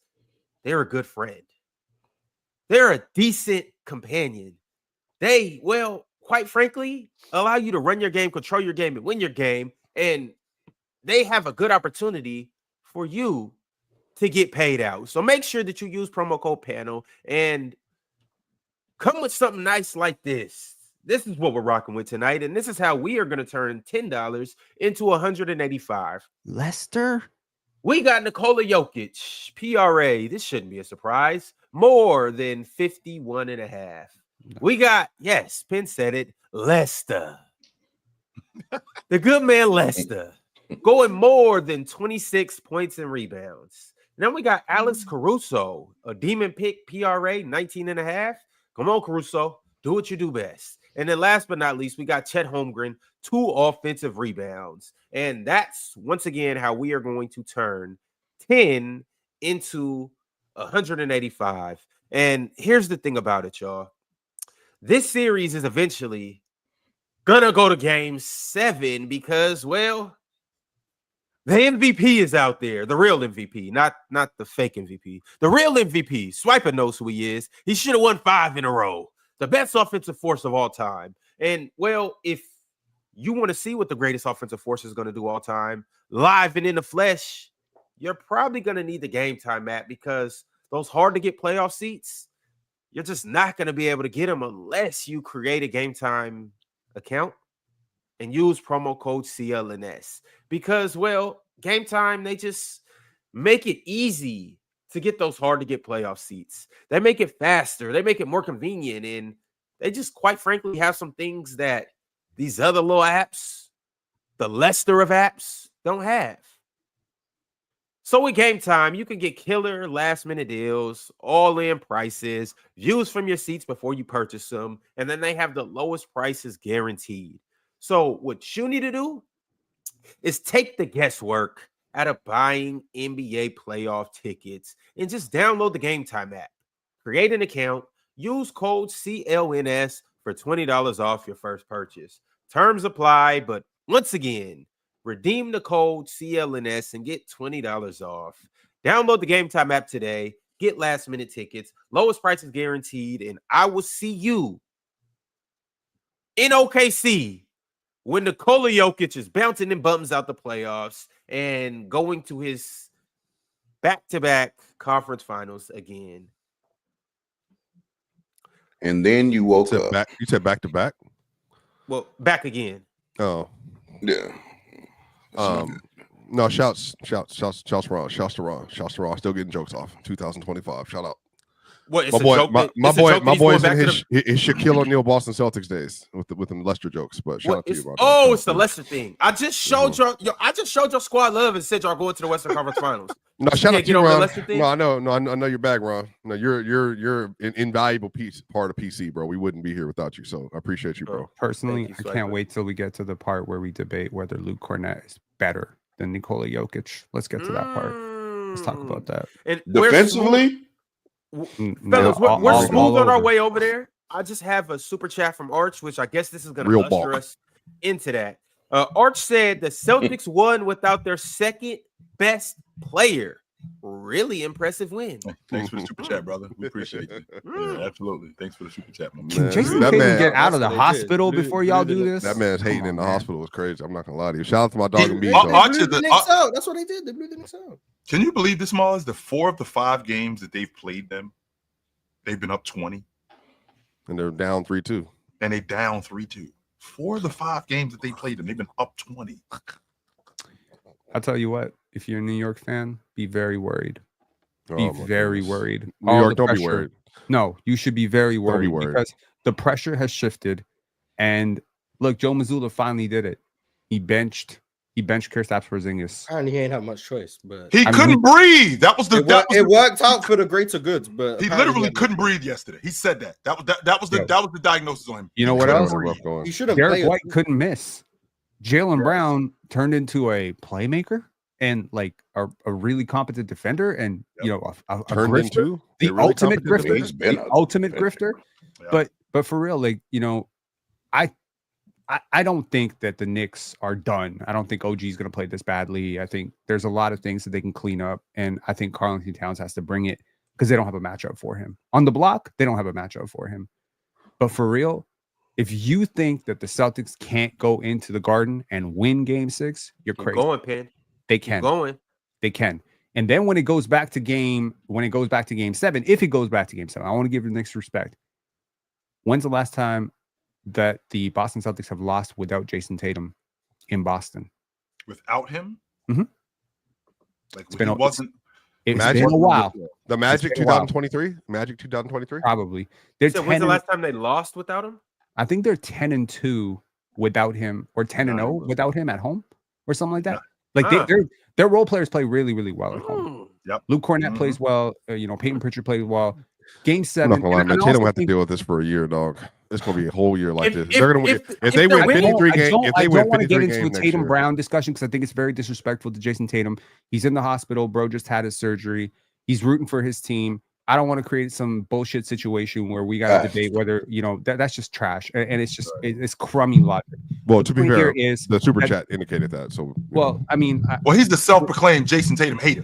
He said that. $100. And We gotta self-proclaimed show Jason love. We gotta Tatum show hater. love. but all I'm saying we act is like there wasn't a finals last year where somebody won the Eastern Conference Finals and Finals MVP. But Ron, you do know Jason Tatum won the Eastern Conference Finals MVP too, right? You do know that. How many years ago was that, So Chill? be clear.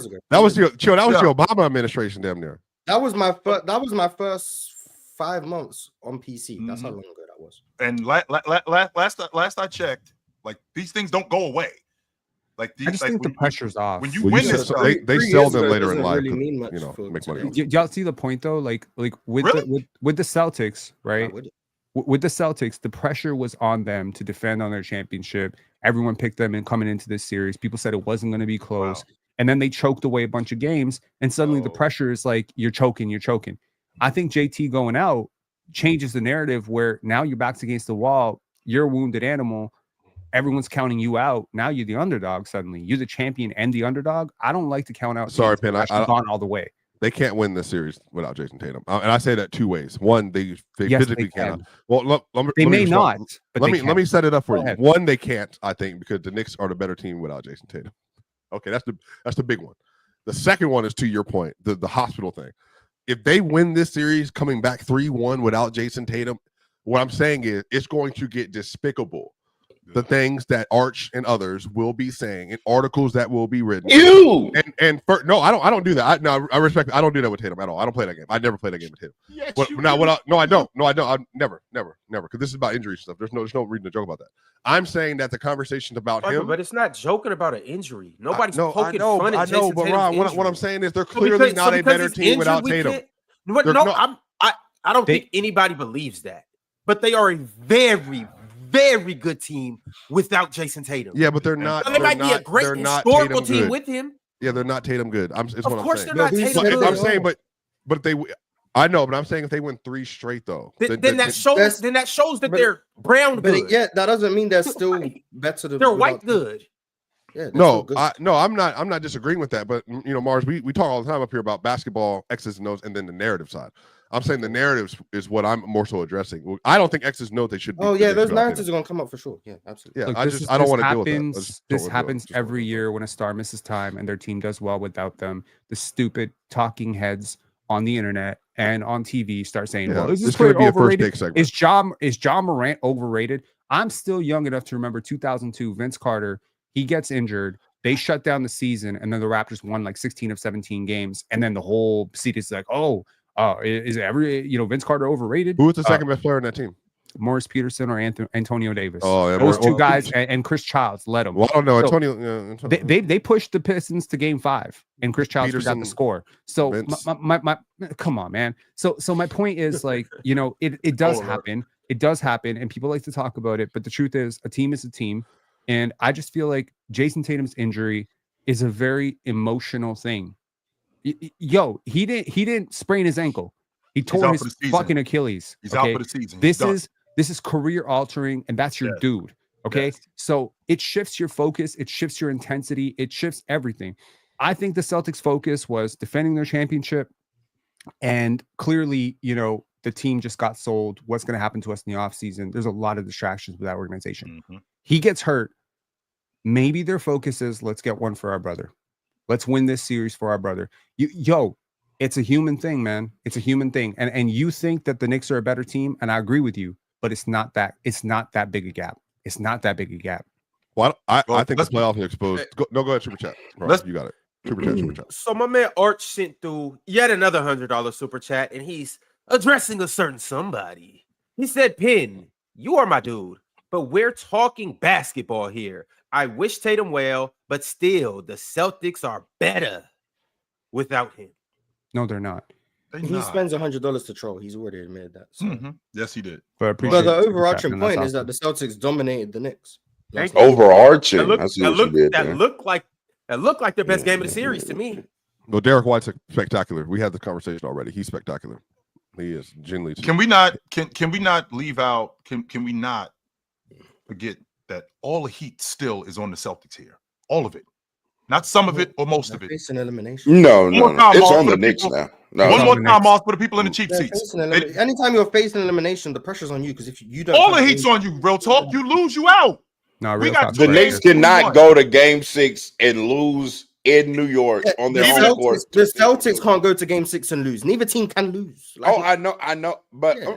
But I'm someone saying- must. for me, pressure has been relieved but the from Knicks the Celtics. can 'cause lose. Jason Tatum is But hurt. the Knicks Like, can because lose they're and get on a expected to lose the plane. series. yeah. The Knicks can lose I and get what get you're on a saying. plane and go to Boston and have a Game 7. He's Which, saying the by the way, Celtics are playing with house money. That's what he's Yeah, saying. chill. Like, Yeah. Which I do understand that point. I do understand that all point. pressure's Did we off not- off the Celtics. and I'm glad Jason Yeah, Tatum's brought that up. gone.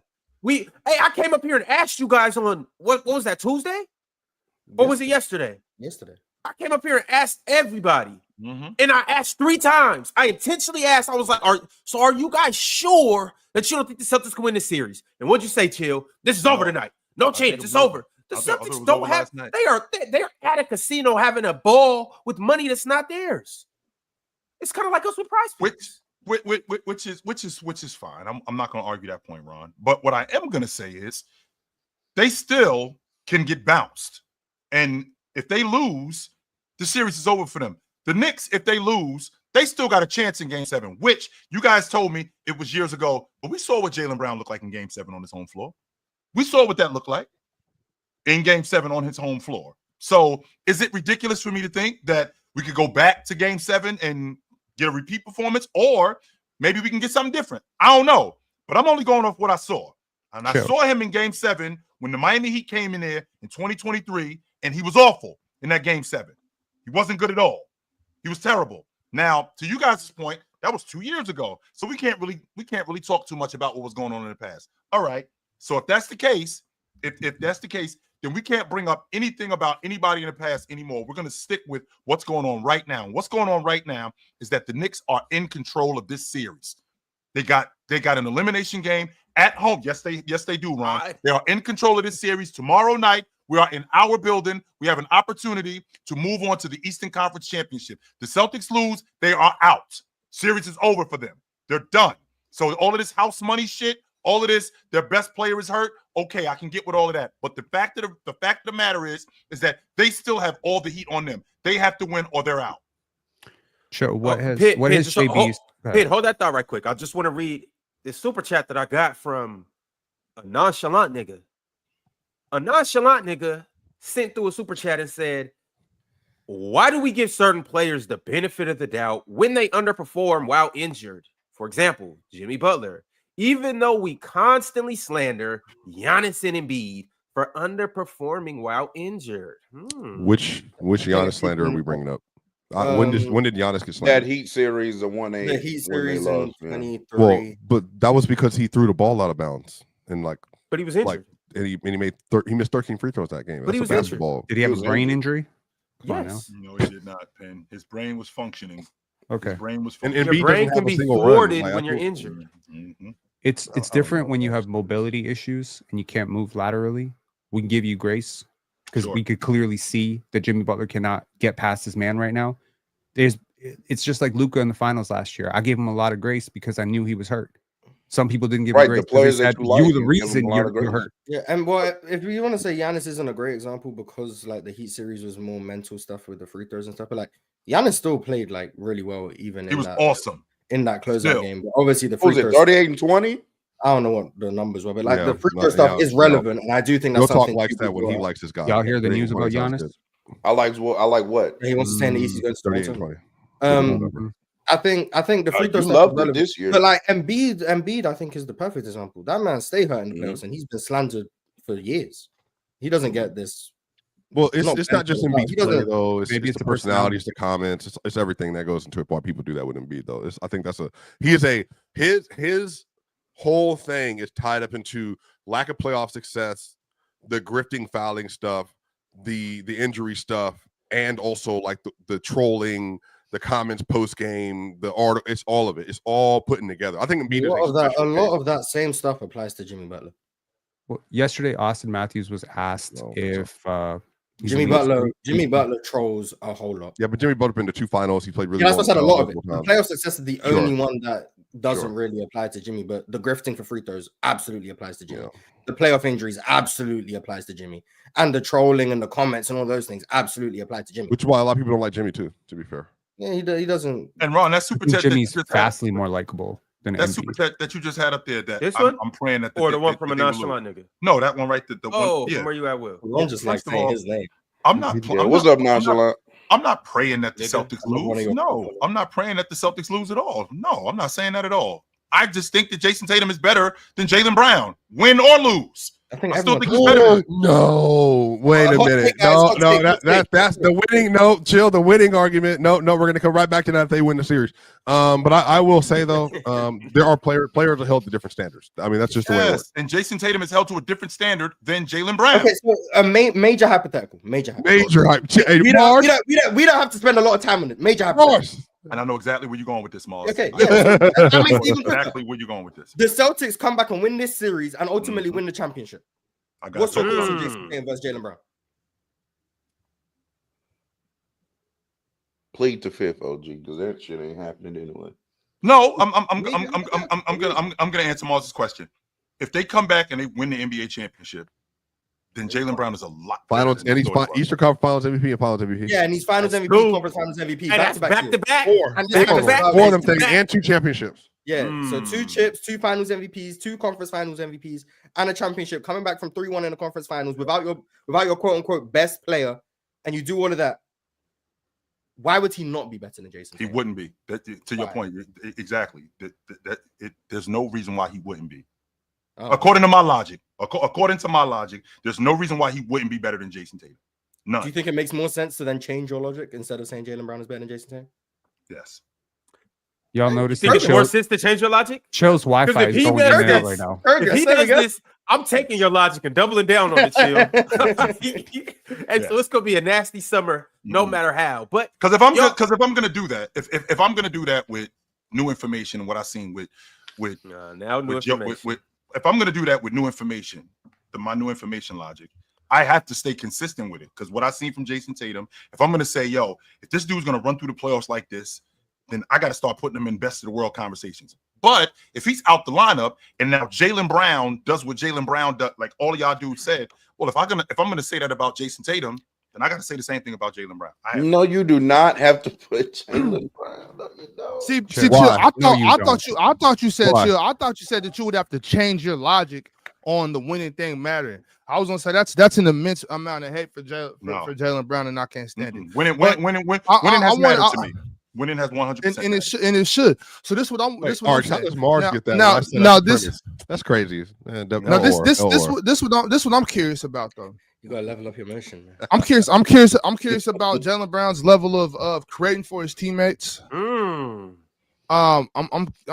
curious about a lot of things after last night. Chill. What are you curious about? What exactly are you curious about? Because just so you know, Jason Tatum had 5 of those 20 and 10 games this year, including opening night where he went 37 20 and and 10. 10, 20 This and 10. year.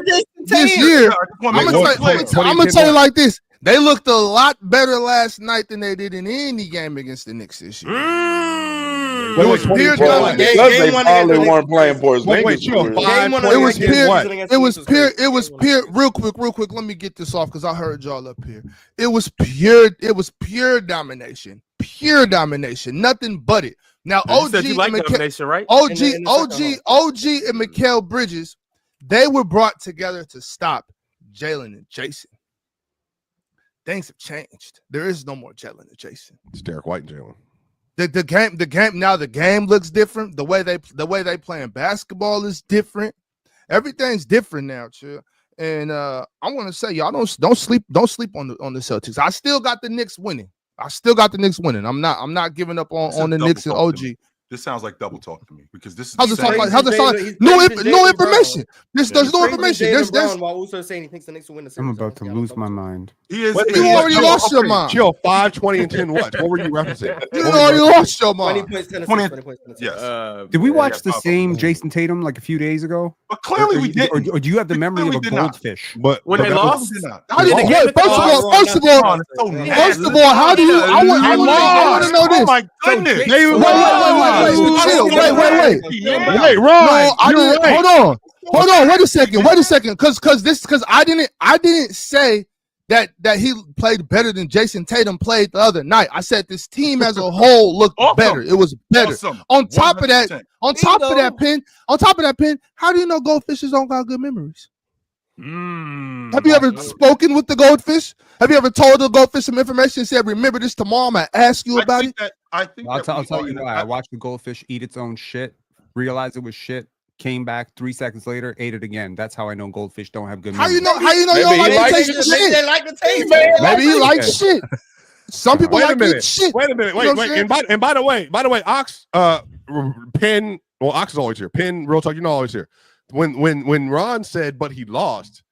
The reason why Ron said that is because Chill has stood on winning matters. Winning And doesn't even if matter. you play great and you lose, Yep. you obviously didn't do enough. I.e., Swipa. hey, put real talk back on the street. But matter of fact, put me and Chill real talk. Real talk on the other side.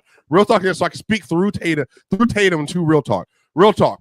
The reason why I'm saying this real talk is because he said, I think he's struggling. He said that if Giannis, even though 33, 14, and whatever, and 5 in the first round, he also said the next day, so we're not going to, but they lost 4-1. Giannis doesn't have any blame in that. There's no blame in that. So Tatum, now stay with me, real talk, 42 points, and they lost. Right. Tatum is no blame in that. I want to maintain that consistency, Joe. Yes. He asking you, Chill. Yes. He had blame in why they lost with 42 points. Yes. Chill, you got to stop jumping off the cliff with some of these statements. And who was blaming Jason Tatum and Giannis after they play like that? Because you're the best player. Because if you're the best player, if you are the best player, that's what comes with it. Unfortunately, if you are the best player, you get the lion's. If you get the lion's share of credit, you're gonna get the lion's share of blame too. So because you are the best player because you are the best player on a championship team, they're gonna look towards you. We just did this with Anthony Edwards. Anthony Edwards has not been playing well, particularly in this series, in these playoffs. And one of the main reasons why they've been winning is because of their secondary player. So when they lose, the first thing we'll say is, well, what did Anthony Edwards do? Now, I think that Jason Tatum went out. Don't get me wrong. I think Jason Tatum went out like a soldier. I ain't going to argue that point, right? I'm not going to argue that point. But as the best player, he's going to have to share in what happened. It's not going to be his fault. I'm not saying that. I'm not saying, yo, you the reason why we lost. You could have done more. No, I'm not. I'm not saying that totally. But what else could you have done in order for you guys to win? And that's part of being one of the best players, if not the best player on the team. That's part of it. But okay, but I get that. I just don't think I that should can be understand called. that logic. But you said, okay, if Minnesota loses, we're going to look at Anthony Edwards, right? So I'm going to use that example that you just used. Sure. But if we go look at Anthony Edwards, and Ant has 48 and 12, then damn it, Ant did his job. Now I need to look at the rest of the roster. Real talk. We just did that a You couple should of have nights had ago. 50 and 14. Nope. We just did that a couple of nights ago. Did I not just watch Donovan Mitchell put 48 and 8 on Cleveland and they lost? What was the problem? And I didn't have a problem with Donovan Mitchell. Who blamed Donovan Mitchell for that game? 100%. Donovan Mitchell was one of the reasons why they lost. Who said that? Who blames him? Oh, okay. It was just the late game theatrics. I didn't blame them for losing. I didn't blame them for losing. See, my thing isn't the same. My thing. Yeah, That my was thing his isn't game, the right? same. Yes. Yeah, it was, Ron. My thing with that, Mars, real talk. My thing, like to Chill's point, is not so much that. I believe that there's players where it might not be your fault that y'all lost, but it's your fault y'all didn't win. You know what I'm saying? Like if y'all lose this game, I can't blame you for it, but I can blame you for not winning the basketball game. Like I'm not gonna, There's a difference to me. You guys there's tell a me big all difference to me. because when you guys attack my logic, it's a lot of stuff that you leave out. And what I mean when I say that is, you guys will tell me 1 minute that this guy, it's just about him being a player, but when they win, and when they win comfortably, like for example in Game 7 in Denver, when they beat the Clippers and nobody on that crew had over 20, that even though it was a team effort, Joker's still the man. Joker is still the man. I didn't say that off the Game 7. I didn't say you, Moss. I didn't say Joker you. 13 points in that Game I'm 7. talking about basketball discord. That's what I'm talking about. So you guys and what you guys do, you guys hold my feet to the fire. You guys consistently hold my feet to the fire when I talk about players like Jason Tatum, and not just Jason Tatum. How I feel about winning. Winning matters. Not only does winning matter, winning matters. How much you do when winning matters, and when you don't win, how much you do. Winning matters. But hold on, wait, because I'm just now thinking for real. You're a LeBron guy. You're a LeBron guy. So you of all people should understand a player can perform well and their team lose. That doesn't mean we have to blame LeBron because the team lost and we see LeBron out there getting 45, 12, and 9. Nobody in the NBA history. Why are we blaming LeBron? Nobody His team wasn't as good as the other team. Nobody in NBA history has more playoff wins than LeBron. The man lost 6 finals, Joe. Yeah, but he had 6 finals losses. Right. And with him. So are we blaming LeBron? You blame him for those 2018 finals losses? Yeah, are we blaming LeBron for 2018? I knew they were going to get swept. But no, do you blame him for that? You know what I'm saying? No. Why did you know? Wait. Why did you know they were going to get swept? But he said that the Houston Rockets. I thought that they were inferior. I thought they were inferior to Golden State. I didn't think so why are we looking at LeBron? But you always say you would take LeBron in the playoff series, though. I did say that 100%. I said that I would take LeBron in the playoffs. The Cavs had LeBron. Yes, and the Golden State Warriors had. I did not say a playoff series. I said in Game 7. That's what I said. No, we talked about the Houston Rockets series. You said you take LeBron over the Rockets. Yeah, they're playing a different team, so they're playing the Rockets, not the Warriors. You know, there's clearly a difference. Yeah, 100% they are. And how I felt. We don't think the Rockets are as good as the Warriors. I don't. And how I felt about James Harden. That's why. That's why I said that. So how much blame do you give LeBron in his 6 finals loss? So you're telling me the 2018 playoffs, you blame James Harden, because I've heard you do it. You blame James Harden for losing to the Warriors. But LeBron James gets no blame. For what? Losing to the same Warriors. Wait, hold. Those two, first of all, they were 2 different teams. That's number one. Yeah, one lost in Game 7. Yes, and it was because of him that they lost. Okay, Mars. But they went to 7 games still. Right. And then the other one they lost in how many games? They lost, though. They lost in 4. So LeBron lost in 4. He had James Harden lost in 7. He had an inferior team. So did James Harden. But James Harden did not have an inferior team to the Golden State. The 2018 Rockets are not inferior to the KD Warriors. They had them in Game 7 in the chokehold. Are you kidding me, Moss? Okay, the Cavs had the Warriors in a chokehold in Game 1. I guess they weren't inferior. And they didn't win any games. And they didn't win any games in that series. And they didn't win any games in that series. And then what did he do in overtime? Did he score in overtime? I don't think so. So the I don't think he Cavs scored. had the Warriors in a chokehold in Game 1, and they lose the game and ultimately get swept. No blame for LeBron. By the way, I want to make this. I'm not. No. This is what you're trying to do, Mark. You're trying to twist my words around. This is bullshit. What y'all dudes are doing. This is nonsense. What y'all dudes are doing. Y'all trying to put me in a box to say that I'm saying something that I'm not saying. You said you're not blaming LeBron, but you are blaming James. I'm not saying that James doesn't deserve blame. 100% he deserves blame. You're not blaming him. That's what you said. Morris, could you please let this go and cook chill on some more recent biases like Jaylen Brown and carrying a team that Jason Tatum couldn't carry? Yo, hold up. Can we talk about that? A big reason why they're down. Can we please? Jaylen Brown has played like shit. Can we please talk about that? Please, man. Penn trying to give him bail, talking about they played harder because Jason Tatum. Big Ox. Hold up right quick. Just hold on right quick. Man. Because as of right now, y'all could chill on the wrong subject, bro. What I'm trying to tell you is chill not going nowhere. You got an I hour, don't know. an hour and a half. You have an hour. I don't know what's gonna happen. Chill. All right, Ron, you're right. My bad. You my have bad. an I'm not hour gonna and a derail half the show. left to cook. Chill. Mars, pin, swipe it, whatever you want to do. I'm not trying to cook chill. Oh, okay, well, Chill's right. hold on right quick. Because No, Pin about to get put in that pot too. I'm gonna saute his ass just like Chill. Right. Okay, hold Both on, of y'all. them. Hold Like on. Juan said.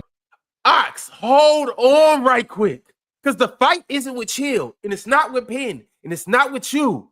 You know who got a fight coming right now? It's you, buddy.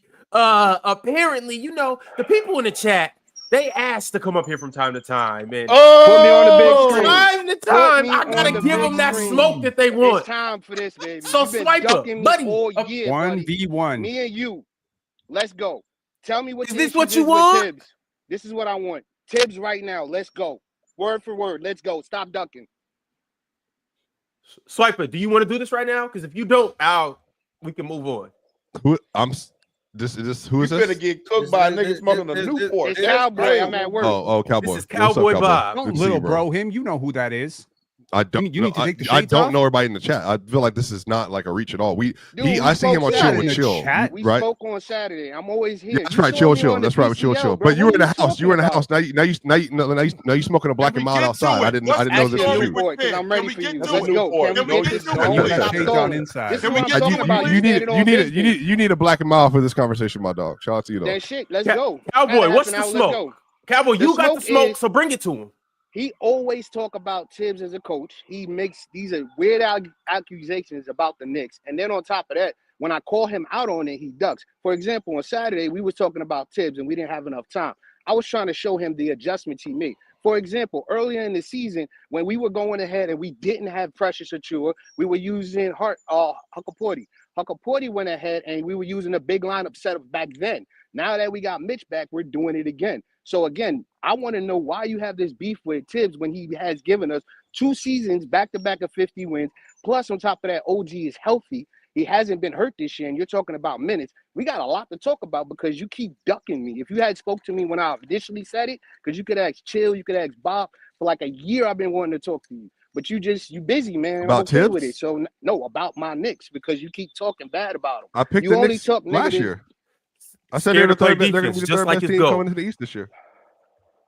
You talking about Really? Tibbs and the minutes things?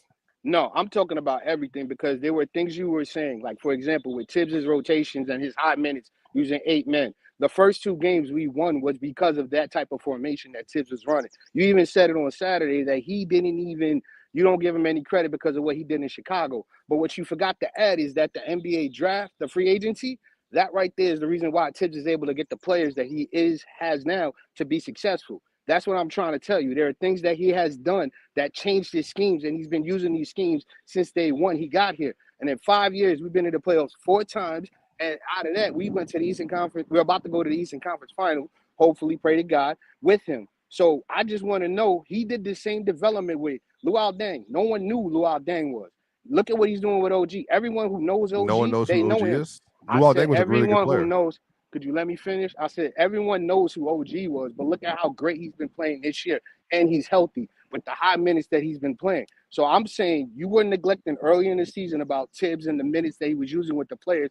I kept telling you that the best time to have time is live in-action game adjustments. That's what the 82-game season is for. You make your adjustments then, because when playoffs come, you ain't got time to make changes. Things aren't the same. Defense is a step up. Offenses are different sets and looks. Tibbs has been doing this all year and last year. And even when we had Randall in Atlanta and we won that 1 game, Tibbs has yet to get swept in the playoffs with us. I just want to know why you hate Tibbs so much and this Knicks organization, because anytime we lose, I hate the Knicks. all I hear you say, you always talk about the Knicks negatively when we lose. It's not until we've recently won and when it gets I wasn't lost, big up in the and was Knicks versus the up 76ers 2-0. last year. I'm I talking seem to about remember this year. very I'm very talking this vividly. I year. said Jalen You- Brunson was the best player in that series multiple times, and then he had 3 straight 40 and 10 games. I think what Okay. you're actually attacking is my criticism of Tibbs with how he plays his superstar players over the last 15 years. It's which has actually been the more issue. about it's more about everything else, because if you have yet to even acknowledge that the Knicks won 50 games last year, 52 games. I called that happened. And then on top of that, this year I said again 50 wins. They did that, but you still haven't given them the respect up until they won the first round. because I've heard you say last year and previous in the season, if the Knicks don't get out the second round, Tibbs Cowboy shouldn't Bob, be do you here. remember the preseason when I did the drawing board with Karl Anthony Towns and why that was such a good trade for the Knicks? No. I agree with you on that. I didn't bring up Cat. I agree with you on Cat. But Chill, I said the you. Knicks were going to be Hold I up, picked him hold to up. be the You 3 asked me a seed in the question. Eastern Conference. Hold up. You asked me a question about Cat. I agree Yeah. with you on Cat. That's why I didn't bring him up. I agree with you what you said on Cat, and I didn't bring up Brunson. Those two evaluations you made, I'm like, cool. But at the same time, the way you do your Mike Malone adjustments, how he does all these reads and all of this, I'm like, this guy's intelligent because he could see that Mike Malone, before he got fired, is doing all these adjustments. But when it comes to the Knicks and Tibbs, you're like, nah, he a bum. I never said Tibbs was a bum. What we actually talked about, Cowboy We're Bob, talking was about I don't the think you Knicks. having three players playing in the top 5 or 6 in total minutes played in the NBA is going to be a good thing long term, because we've seen this with Tibbs for years. He did the same thing with the Bulls. I think the criticism is that even it goes back to the Derrick Rose injury. Derrick Rose, they were losing the game, and he had Derrick Rose in with a minute left, and he tore his ACL because he was overplaying him. I think that in this same situation, the Knicks have worn down towards the end of the year multiple times because they're overplaying in the regular season. And Tibbs, and the way that he coaches, and also, by the way, I picked the Celtics to win this series 4-1 because I thought they were clearly the better team, and then they disappointed, and the Knicks have been better, and so now they're up 3-2 in the series. But I don't know if that's like I'll credit that to Tibbs as much. I think the Celtics should have played better. I think Brunson's been the best player in the series for most of the series. But I don't know. I don't really know what the Knicks hate is coming from. I've been big on the Knicks for a year. Nah. Okay. All right. Then you know what? Then I'm just gonna say this because I think Tibbs is overrated relative to other coaches. If that's what your criticism is. What is it? Wait, hold on. How is he overrated? I don't think he's one of the best coaches in the league. I don't think he should have won Coach of the Year the year he did. What was that, 2 years ago? 3 years ago? I can't remember what year that was. 21. 21. Yeah, I don't think he should have won Coach of the Year that year. I think So I don't remember if I had Williams winning that year. The fact that he did back-to-back 50-win seasons with 2 new rosters, hasn't had the same healthy players like you said, because he's always been having these players the same 8-man rotation. They're getting hurt and all of that. That happened last year. This year we have had injuries, but everybody collectively has been playing well. And to your surprise, with all those minutes, how do you think we were able to beat Boston the first 2 games? That's what you get from this year. All those yes, the reason why we beat them. Boston shot terribly. They were 20 in both of those games, and then Jalen Brunson closed the game. Thing. If they shot so badly, how were they up by 20? How were they up by 20? Well, in the fourth quarter, their ship capsized, and then Jalen Brunson won both of those games in back-to-back games down the stretch of those games, which I said is why. Literally, I think you can go to my Twitter. One team has Jalen Brunson, one team doesn't. I think that was literally like the 4-quarter clutch breakdown between the 2 teams. So you're just saying to me that even though 3 quarters they did really, really well, they were up by 20. You mean to tell me that it's because of the 4th quarters Brunson can just end that 20-point run? Is what you're saying? No, I think I've been critical of the way the Celtics play basketball for the last 3 years or 2 years. So I think this is the beef I have with you because you're not giving the Knicks credit for their defense and also for them actually playing well when they're down by 20. But I've talked about Josh Hart, OG Anunoby, Mikal Bridges, and Mitchell Robinson plenty on this channel. You just said that Boston missed their shots. That's they why did. But you also have to give credit to their defense of the Knicks for also scoring on transition, also breaking down everything. Yeah, credit to the 4 defenders on the team. Yeah, they did a really good job in those first 2 games. Wow. All right, Cowboy. Is there any more beef that you have with Swipa? Yo, I have so much beef with Swipa, but I know you guys got a show to speak. I'm not gonna lie, it's not like a one-sided beef, Cowboy. But I will remember this going forward, though. I don't have any beef with you. I think this is we don't. It's not like beef. It's just us, me and you talking about this because there's a lot of things. Do the Knicks win the series, Cowboy? The Knicks. No, they didn't. That's why I tell everyone. No, do the Knicks win this series? Do you think? No, I don't. I said it was gonna go to 6 games. I think that we can win the next game because we're going back to New York and Brunson's smiling in the camera. He's a little bit upset about fouling out last game. So I think that we might come back and actually win. But I don't think it's going to be like it was when we won by like 15 or whatever. I think it's going to be a close game. We probably win by like 4 or 5 points because at the end of the day, Boston does play better without Tatum. But even though Tatum in Game 5 was playing the way he was playing, I'm just like, wow. I'm not saying they're better team. Wait, Bob, this is to finalize this conversation. Are you saying Tatum is overrated? Hold on. I'm telling you right now, they are 9-2 without Tatum in the lineup. That's what I was referring to. They're not a better team without him because if you look at Game 5, when Tatum was on point, hitting his shots, and it was just sweet, He's nasty. He's the one up that always gives Boston that. But as a team, they can play well without him. That's all I'm trying to say. I like Tatum. Tatum can ball. Tatum is him. And I've been and remember, y'all got me on PC saying that he was guarding Brunson. I'm on a clip. Remember that, Chill? I stuck up for Tatum. But all I'm saying is this. Tatum is him, but they can also win without him. That doesn't take away from the team. That's how good they are. All right, Cowboy Bob. Appreciate you for coming through. New York, go, New York, go. Next time you got beef with anybody up here, Cowboy, just bang my line. You just let that brother. You just let that brother pull up to your front door, press you about something, and that's it. Meanwhile, when I'm up here, the sleeves is up. The dude is jumping on me. He's swinging on me. He's telling everybody that, but somebody run up on him like, "Well, you sucker." You a sucker, Swipa. Mars. I don't think the audience was entertained by that conversation. When I'm up here, you attack me like I owe you. When I'm up here, you attack me like I owe you money. You attack me like I did something foul. Dude runs up on you and got real smoke with you. You up here. Well, what was the argument, Till? I don't think we got real beef, Cowboy Bob. I didn't feel the way that you know where your chain today, Swipa. Bro, I would have taken it. It's a good thing you left your wallet in your car. I don't have strong opinions about the Knicks. I said they were going to be the 3 seed. I don't know what you want me to argue. Thank God you ain't wear a watch today. Because, boy, they was tapping your pockets. Anyway, where were we? We were at Big Ox calling some things out. Yeah, where were we? Mr. Ox? You were saying something about Jaylen Brown, or nah? It's not no thing. I already said what I had to say about it, man. You know, look, man. I think we can all agree that Jason Tatum sucks, right? I mean, he shot 7. He shot 7 for 20. He shot 7 for 20 in game 1, and you know he was terrible. You know, hang on. He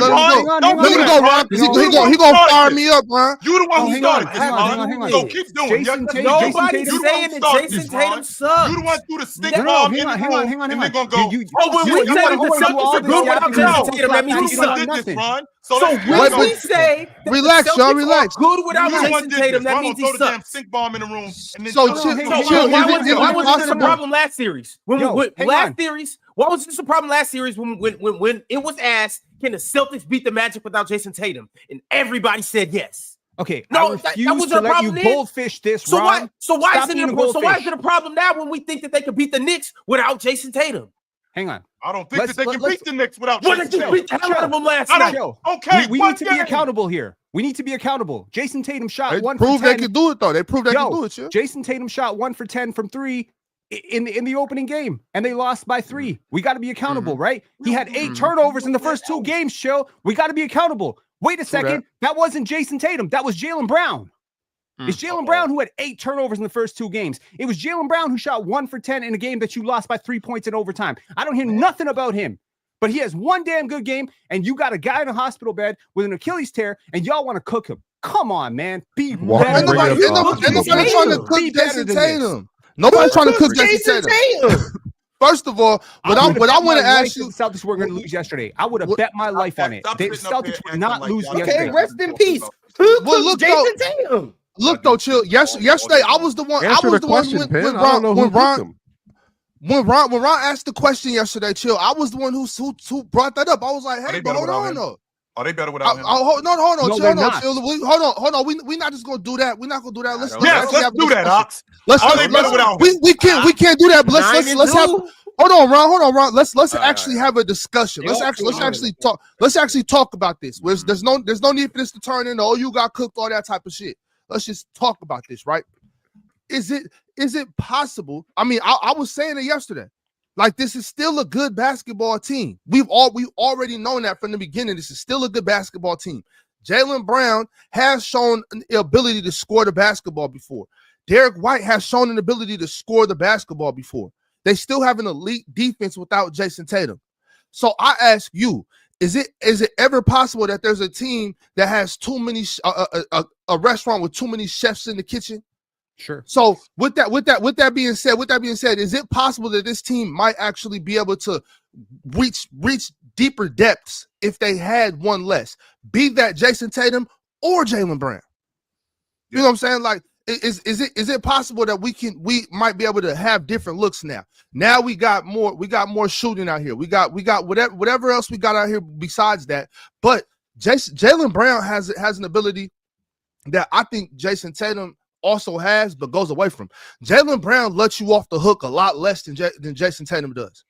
You know what I'm saying? Jaylen Brown gets a little more physical, I think, with the basketball, and he forces his issue against smaller guys a little more than Jason Tatum does. I think. You know what I'm saying? Jaylen Brown is a little more aggressive than Jason Tatum. In my mind, that's what I think. You know what I'm saying? I know he's not a better basketball player than Jason Tatum as far as the NBA goes, but I think he do things Jason Tatum don't do on both sides of the floor. You know what I'm saying? So I don't think it's crazy for me to say, yo, they might have a better chance now than they did prior, even though they lost an amazing basketball player, a future Hall of Famer. And this is why I disagree with you. And the reason why is because I've seen Jason Tatum, to your point, be aggressive and it not be to the detriment of the crew. I've seen Jason Tatum be aggressive as a scorer and it'd be great for the crew. I've seen Jason Tatum be the playmaker that he is, and it be to the betterment of the crew. I've seen Jason Tatum on the glass, and that's to the betterment of the crew. I've seen Jason Tatum as a distributor, and it's to the betterment of the crew. Is this crew a damn good team all the way around? 100%. But I don't know if I've heard anywhere where your best player, because maybe I'm in the minority here, where your best player, your leading scorer, your leading rebounder, your leading assist man is off the crew, and we might be better without him. And it's not like he's a selfish player. It's not like he's a detriment to the crew. It's not like everything that we do is predicated on him, because it's not, because there's plenty of other guys who do a lot of different things on this crew, like Derek White, for example. There's not many teams in the league that have Derek White on their team. There's not many teams in the league that have, what's the big guy's name that I just seen last night who looked like Hakeem Olajuwon on yes, Luke Cornett. There's not many teams that have that on their crew. I'm not going to argue that. I'm not going to argue that point. But the point that I am going to argue is when you have a guy who has done as much as Jason Tatum does for his team, and when you take that away, I don't hear a lot of people saying that this team could still win. Not just the champion, not just a playoff series, but possibly go even further without that. I think that's interesting. I've always thought. Well, we talked about it yesterday too, though, Chill, and that's why I said, regardless of what happens last night, let's give this a year. Let's give Jaylen Brown and the Celtics a little grace, and let's see what 100%. They can do. I think they still got action. You know what I mean? Like I think they're still a really good basketball team. Obviously, if they lose Jason Tatum or lose Jaylen Brown, I think it's a bad look because those are their two guys. But I do, you know how I feel about it. We talk about this all the time. So there's so many different ways to play ball. There's 1,000 different ways to play basketball. And when you got competent players on this team, you got competent players on both sides of the floor. You know what I'm saying? If you got somebody in there that wants to actually do some coaching, and I believe Joe Mazzulla can, I think he's capable of that. I think they can still find a way to win a shit ton of basketball games and compete in the playoffs.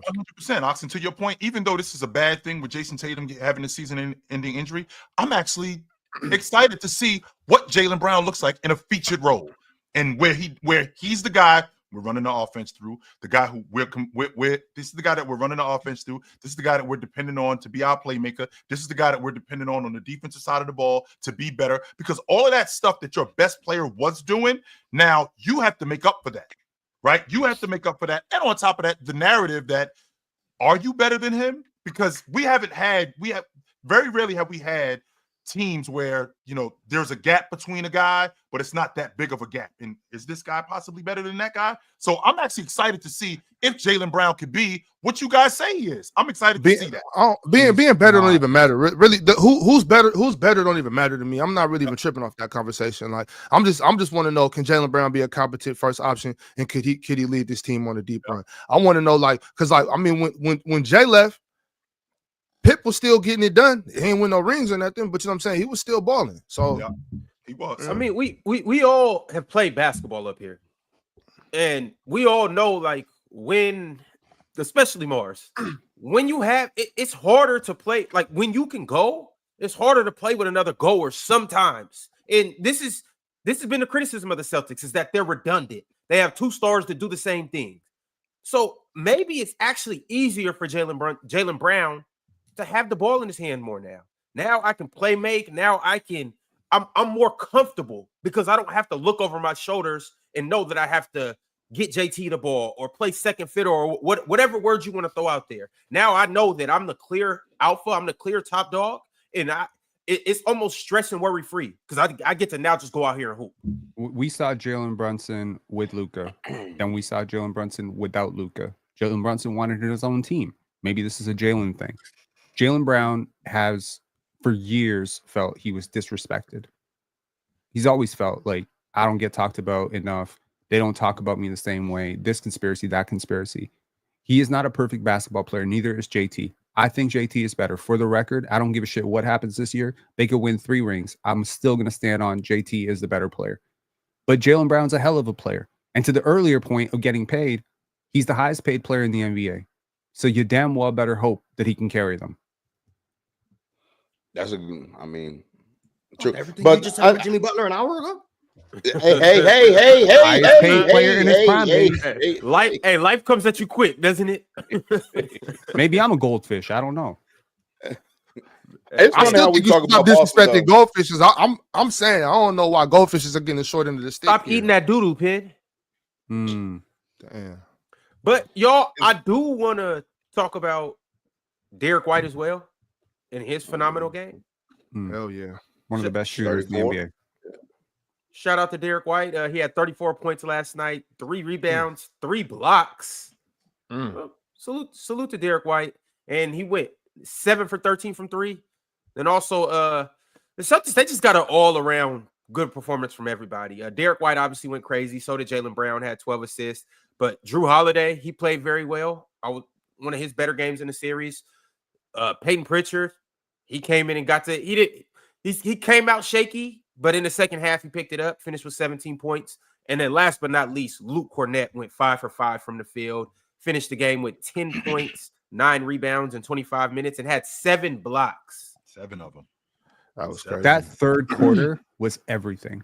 They broke that game open in the third quarter, and it unfortunately coincided with Kat and Jalen Brunson being off the court at the same time.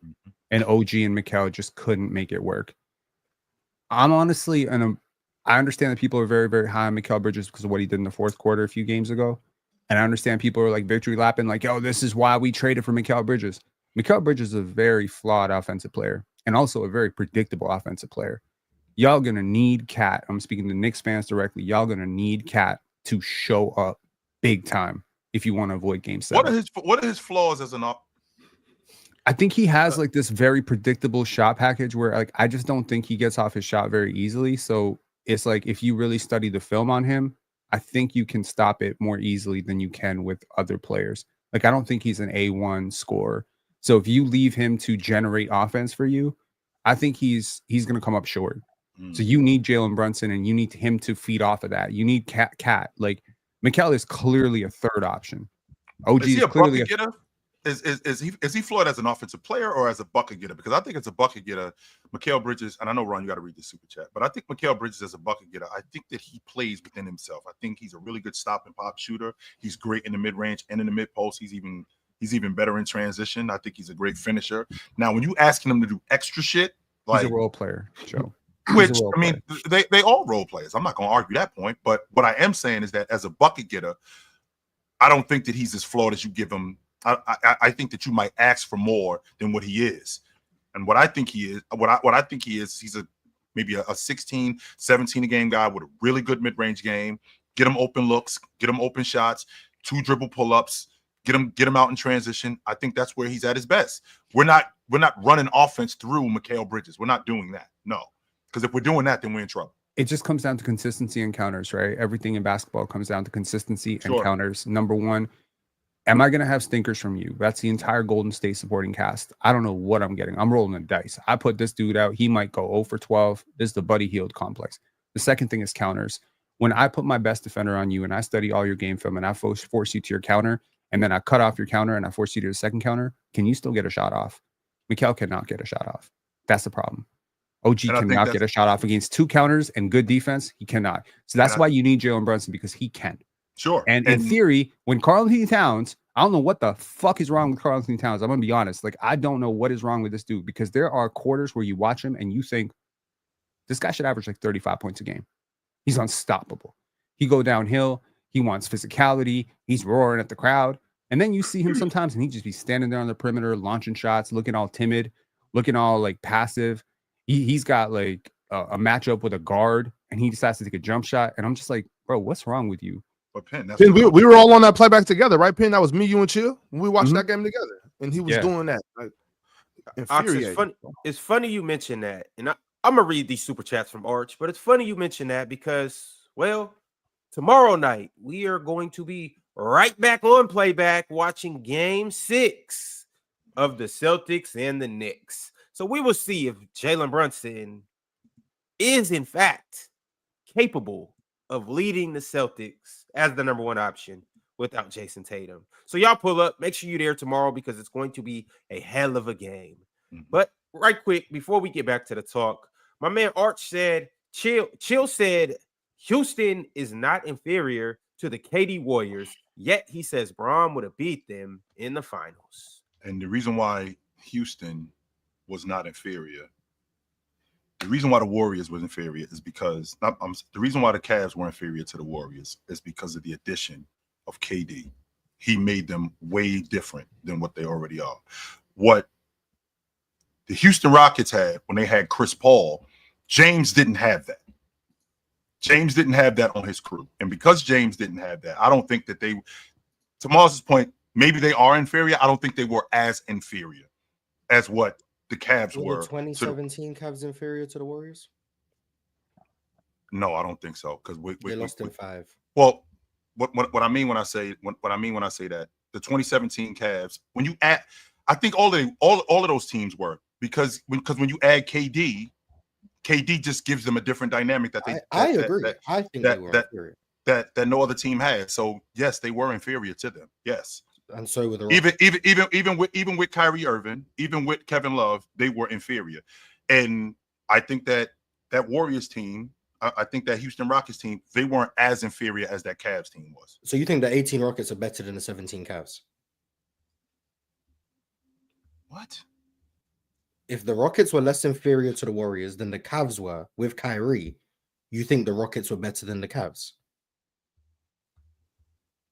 Because they went to 7 games instead of 5? No. Because you said the Rockets were less inferior than the Cavs were. Not because they went to games. I don't know why you said the Rockets were less inferior. You, my friend, said the Rockets were less inferior to the Warriors than the Cavs were. And the so Cavs were, the Rockets were better than the Cavs. No, I said the Warriors. I said the Rockets were less inferior, and I also said that the Cavs were inferior. That doesn't mean that the Cavs in 17 are worse than. That doesn't mean that the Warriors. That doesn't mean that they're worse than that team in 18. That doesn't mean that. No. How? Is it a matchup thing, Chill? Maybe it's a matchup thing. Yeah, Mars. Okay. More than anything. So the Rockets matched up with the Warriors better than the Cavs did. They were, in fact, they were picked. Not picked. I'm sorry. They were built. That's how that Houston Rockets team. The same reason why the Knicks were built to beat Boston. Yeah, they were built to beat the Warriors. So it's because of matchups. Okay, I understand. Okay. Just like Minnesota beat Denver last year. Yes, but I believe Denver would have beat. Okay. But I believe Denver would have beaten the Boston Celtics in the finals. Sure. So when Chris Paul goes down, which is what happened in Game 6 and Game 7, who was more inferior, the Rockets or the Cavs? When Chris Paul goes down, so they have no Chris Paul for the last 2 games.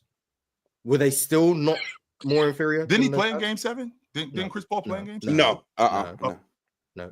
I thought he played in Game 7. No, he didn't. No. I thought he played in Game 7. So if he's not playing, then of course that's the reason why I think the Cavs were less. That's why I think that the Warriors, Houston was less inferior because of Chris Paul. And they didn't have him for 2 games. And they didn't have him. So now I've already had this stance. So if Chris Paul is not on that team, and I know what you're doing. If I'm matching up this Cavs team and I'm matching up this Houston team, I'm still saying that the Houston Rockets are still less inferior than the Cavs are. I mean, they're basically the same, but I still think that the Cavs would have beat them. No, that's not what I'm saying. Because this started with you didn't blame LeBron for the 2018 finals, but you blamed James Harden for Game 7. That's where it started. I forgot that Chris Paul didn't play. That was my So you fault. don't blame James Harden for Because I forgot that Chris Paul didn't play. I got to take that back. I forgot that he didn't play. Okay. And I'm That's perfectly fine with that. And I want to make this abundantly clear before I forgot LeBron that fans Chris get Paul mad at me. didn't play. I don't blame LeBron for the 2018 finals. I don't blame LeBron for the 2017 finals.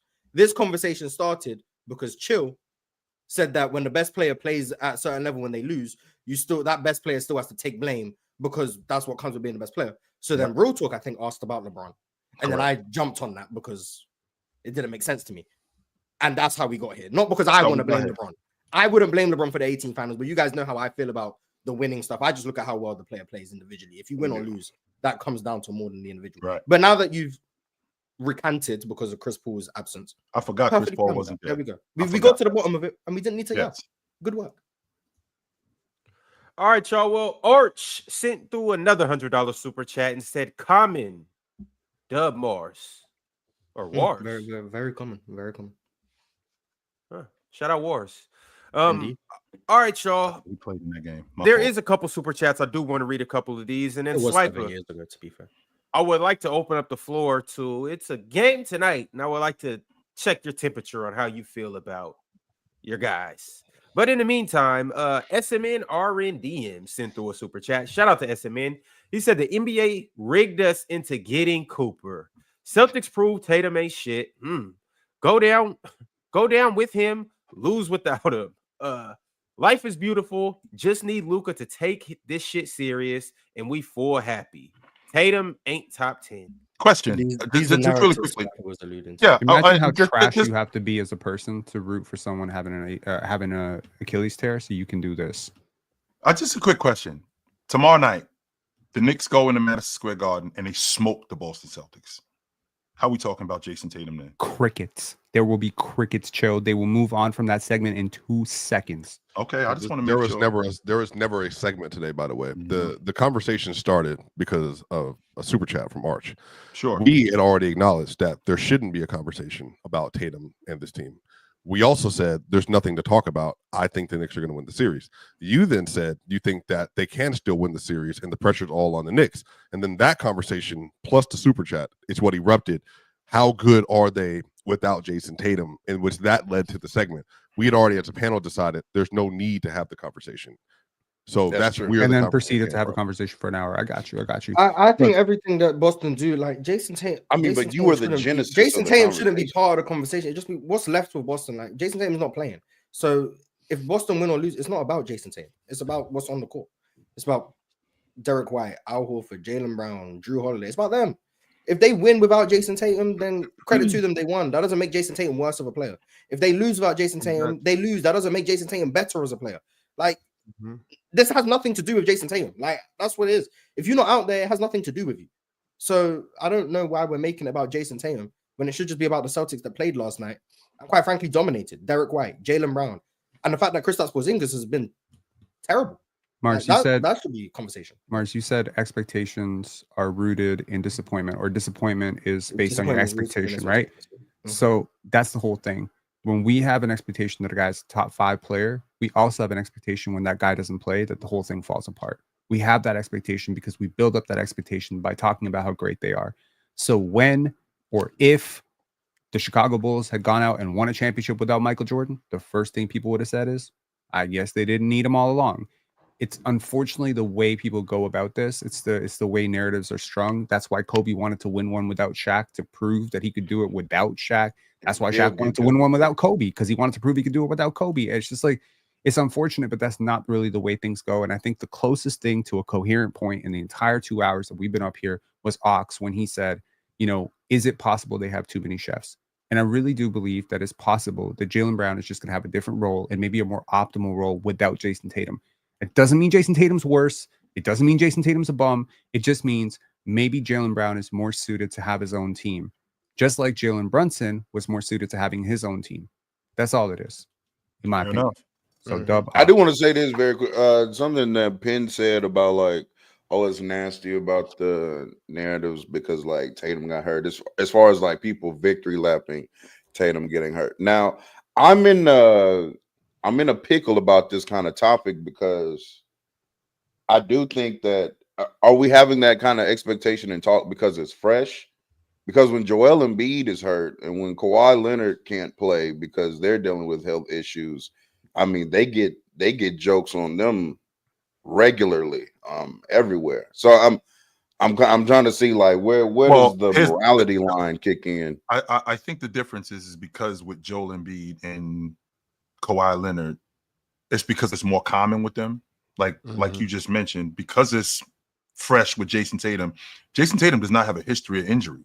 With Kawhi Leonard and Joel Embiid, they have a history of injury. So when they go down, it's like, oh, here we go again. And then the jokes start because it's something that people just so used to seeing. And even though I don't think it's funny at all, to be honest with you, real talk, I don't think it's funny at all. But that's where it comes from because we consistently see it from those guys. Real talk. Just a curious question. Including last night, how many playoff games do you think Jason Tatum has missed in his entire life? 2. Oh, sorry. Probably none. 2. He missed one against He's missed 2 in his entire life. Prior to this year, he had missed 0. This is an Iron Man. So all the jokes where you want to compare him to guys who've been severely injured throughout their career. And first of all, I don't even agree with joking about Joel Embiid. I think the league is truly being robbed of one of the greatest talents we've ever seen in his prime. It sucks. All these injuries suck because we are being deprived of watching teams healthy. Steph's injury sucked. I wanted to see what that looked like. Okay, Jimmy Butler's injury last year sucked. Jason Tatum's injury right now sucks. KD's injury sucked. I'm never rooting for injuries with any player, regardless of how I feel about them. I'm not either. Hey, Pin. So with that being said, we're not rooting for any, but it's like. But you comparing a guy who is literally like probably the 3rd most durable star we've seen in the last 15 years, if not this. Like it's him, LeBron, and Giannis. Really, those are the most durable stars. Giannis. But look, so him and LeBron. He's been in the league for over 11 years, Mars, and he just started breaking down like a year, maybe 2 years ago. Prior to this, up until that point, Giannis was super. And by the way, playing a lot since 2017, it's Tatum. I would argue Jokic is durable. Yeah, Tatum, Harden, Jokic is very durable as well. So I mean, those are the durable stars. So James Harden plays more than almost anybody. But Pin with two blown, you got 2 blown Achilles in the postseason. 2 blown Achilles in the postseason. I think it is getting to a point where these type of injuries are starting to be serious, like impact as far as like the quality of playoffs we're getting. I think they might have to consider shortening some season, shortening the season or longer gaps in between games in the playoffs. They got to do something. I'm sure what it's going to be. 58-game season. I talked to a trainer. Just play everybody twice. Twice. I think that might be the best way to go. I was talking to a trainer the other day who works with NBA players, and I said, "What would be your estimate for the exchange rate between a regular season game, in mid-November versus a playoff game in terms of intensity, load on the body?" And he said it's probably 6-1, right? So when you have a player like Jokic playing 42 minutes. When you have Tatum playing 41 minutes, and both these guys have been playing both ends recently, right? We can agree that Jokic playing defense. Tatum always takes on a huge load defensively. When you take the progressive load of the summer, plus playing intense, plus playing a bunch of games in the season, and now you're playing these very high intensity games down the wire, and they're super physical, and you're falling down, and you're getting hurt. Yeah, I'm not super surprised that we're seeing a lot of injuries, man. Shit, I'm talking about 58 games, no back-to-backs. You know what I'm saying? No back-to-backs and just they won't do that. But the players. I don't know what they're going to do. It's a TV rights deal. Well, I think the TV. What I'm saying, I don't know what they're going to do. I'm just saying. What they should do, Ox, if they're going to make this demand, which they have for decades, 82 games have been involved. Just this is the NBA. If they're going to make this demand, plus the fact that Chill and I argue about this, I think that because of the level of athlete we have now, the way the game is played, it's more physical now than it ever been. But I think that's just because it's strenuous on the body for many different reasons. What they should do is not have a CBA that limits the kind of players you can have on the roster to maintenance through an entire regular season. And they shouldn't be penalizing teams for accruing good, talented players in the roster that they, one, cannot pay and or afford, or if they choose to do so, they're penalized for paying those useful rotational players on the roster. Because, Ox, if we had on teams 9 to 10 playable players, especially on these playoff teams that you could go to consistently and you actually are incentivized to be able to pay players and keep them on your rotation, then you have 9, 10, 11 deep for the whole playoff run. But what's happened is Milwaukee, victim of the apron. Denver, victim of the apron. The Celtics next year, victim of the apron. The Knicks, soon to be victims of the apron. I think the Pacers, they're really in a really new era. Cleveland. They're not costing a whole lot right now. That's a different deal. Cleveland had injuries, but that's like wild. They're going to fall under the apron. They absolutely chill for me. The whole conversation needs to come back to this. Why are you penalizing good, deep running playoff teams, Ox, for having good talent, for drafting well, for free agents wanting to be there, and then when it comes time to pay these players, you make it as difficult as possible to retain them? And in particular for Denver, they're older than the OKC. They're further ahead in their development, and now their bench is Russell Westbrook on $3 million. They're trying to avoid the 17 Warriors. I know, Chill, but I'm saying if you're going to make people play 82 games, what I'm saying is, Chill, that makes no sense to me. Me neither. Improve your product. Me neither. Because go ahead. I apologize. Go ahead, Ox. You got it. No, well, all right. Well, I'm just saying, like, there's 82 games is too much, right? But you were cooking, Swiper. Only thing with that being said is, like, when do we put that back on the team, though? When do we put that back on the player? Like, unplayable guys on a professional basketball team should not be something that we're hearing. Like, you got to we got to play some of these guys. We got to get them better, develop. You know what I'm saying? I don't know what it is, if it's the development teams that aren't doing their job getting guys better, or if the coach just doesn't know how to implement certain players. Coach got to figure out, how do I utilize this kid? He's clearly not a bum. You know what I'm saying? Like, these dudes can play basketball. So when it comes back, the coach got to coach. Players got to get better. You know what I'm saying? How can you only play 7 guys on a 12 or 15 man roster? Don't you think 15 man roster, Swiper? That's ridiculous. But the Pacers and Thunder for me are two different extremes, because I think they're on different timelines than some of the 29 and up above teams. Like the Nuggets, they're on the timeline with the Wolves, with the Celtics, and all that. Some of it is drafting, but also it is strategy. To your point, like, teams are going younger. My criticism of teams going younger is, why are you doing it the way that Calvin Booth did it, for instance, with like late first round picks, second round picks, and then as opposed to the Thunder. The Thunder said, we're going to get good young players, and we're even going to have players at 12, like J-Dub, that can right away in the first 3 years of their contracts contribute to winning. And I'm saying that if teams are going to say we're going to go younger, then you have to have a different approach to it. I think relying on the end of the first round and second round to do that when you have older teams, I think is functionally not working. I think the Warriors are another team. They're super old, Penn, and then they're super young. Where was Christian Brown drafted? I don't drafted? think that works. Where was Christian Brown drafted? 21.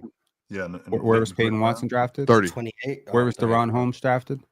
23. He got traded. They traded up 23. And he tore his Achilles. Here's the thing. Calvin Booth cooked in the draft. The average player at those picks does not produce the way those guys are produced. I'll agree that y'all have a flawed roster. I'll agree the Dario Saric thing was stupid as hell. In hindsight, all of it sucks.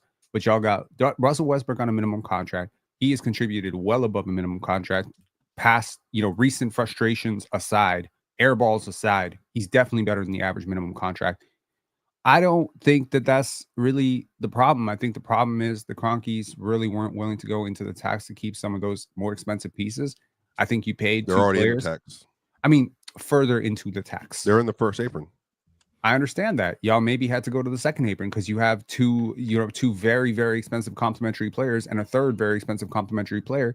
And in the modern CBA, you really don't have a lot of teams with four really expensive players. They didn't bring back their veterans to force play the young Bruce guys. Brown and KCP help y'all a lot right now. They're a lot more than Julian Strather. And I don't know what Julian Strather and Jalen Pickett are going to become for you. I really don't. I'm personally hoping that they do well, but I certainly don't think that.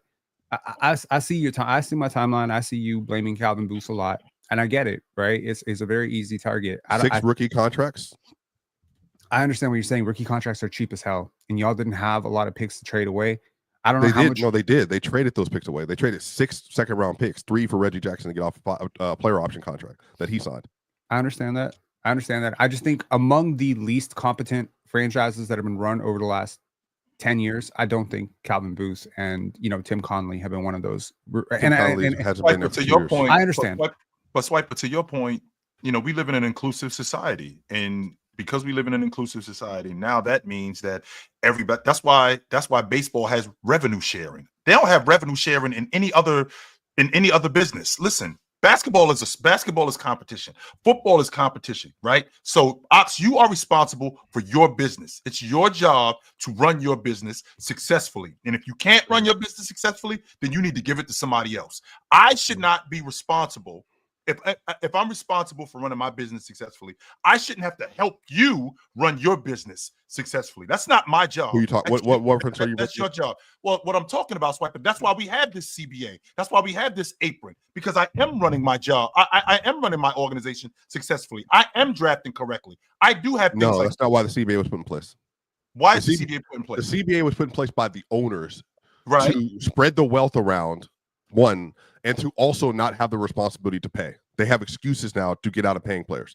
It was primarily about cutting corners. And not every owner is feeling like that. There's plenty of owners. That's why we have bird rights. There's plenty of owners. I want to retain my players, and I want to be able to pay my players what I want. I shouldn't have to be hampered by a salary cap. They are hampered. Now you have So right, and there's owners that don't agree with that. There's owners that aren't in favor of that. The 50th best player, the owners 450th best player, all got screwed by the recent CBA deal. They all got screwed. You had players like Gary Trent Jr., who are not minimum players, probably mid-level exception players, who got screwed by the fact that the mid-level is now a convertible asset as opposed to a fixed asset. Yeah, I'm not. There's a lot of players who are getting screwed. The players who are not getting screwed are the true top 10, 15. I think the owners looked around and they said, listen, we need to get out of the Michael Porter deserves $40 million contract type. The Bradley Beal deserves $43 million. We can't pay these guys $43 million. We don't want to pay these guys $43 million. So now you introduce the restrictions of the apron and the second apron, and now you have a legit go-to when the agent comes to you and says, I believe my client's worth $38 million. And be like, sorry, we only got $12 million, and every other team only got $12 million, and your client ain't getting shit. So you get to underpay complimentary stars now, which means that if that Michael Porter Jr. extension came in now, he'd get $20 million, not $40. Right. Well, fellas, the salary conversation has been amazing, but let's get back to the show. I see Mars is going to be an L host today, so I'll go ahead and do this. Go ahead, all right, let's get to some super chats then. Where did Ron leave us? So Nick the Quick came with the member chat. He's been a member for 3 months. I think Nick's been a member much longer than that. He said Anthony the Legend Killer Edwards. Now is that warranted, Chill? Is he a legend killer? I think he is, but I think the difference is now you got to win, yo. You can't keep knocking these guys out and losing in the conference finals, or you have to win it, because if you want us to talk about you in that space of being the face of the league, which, by the way, guys, I think if the Knicks and the Wolves end up in the NBA Finals, I think this is theater for Adam Silver. He would love to have Anthony Edwards on Broadway. I think this would be great for him. But if you want us to talk about you like that, then you have to win. You can't just keep getting there. Getting there isn't enough. You have to win it. You have to push yourself over the top. And even if that means having help from other guys, because that's important too, and having a complimentary player like having a complimentary player like Julius Randle, like Jaden McDaniels, 100%. But you can't keep getting to the semifinals or getting to the Western Conference Championship and getting past these great teams and not winning. You have to get it done. I just feel like Ant has like the best. Ant has the best PR in the league right now. I mean, undoubtedly. The fact that people are even still like having this, he slayed Curry like conversation and Curry didn't play is, I don't understand. But real talk. Besides Curry, though, real talk. What about KD, D Book, Brian? No, I mean he beat them. He beat them. Fans Jokic to them last year. Adding Steph to the Infinity Zones is like Steph didn't play. I don't understand. Well, we did the same thing. We did the same thing with Isaiah Thomas in '89. I went through Bird. I went through Jordan. I went through Magic. Actually, he didn't. Magic only played 2 games in that series. That was it. He got hurt. But I went through Magic. So I mean, it's the same. It's the same logic.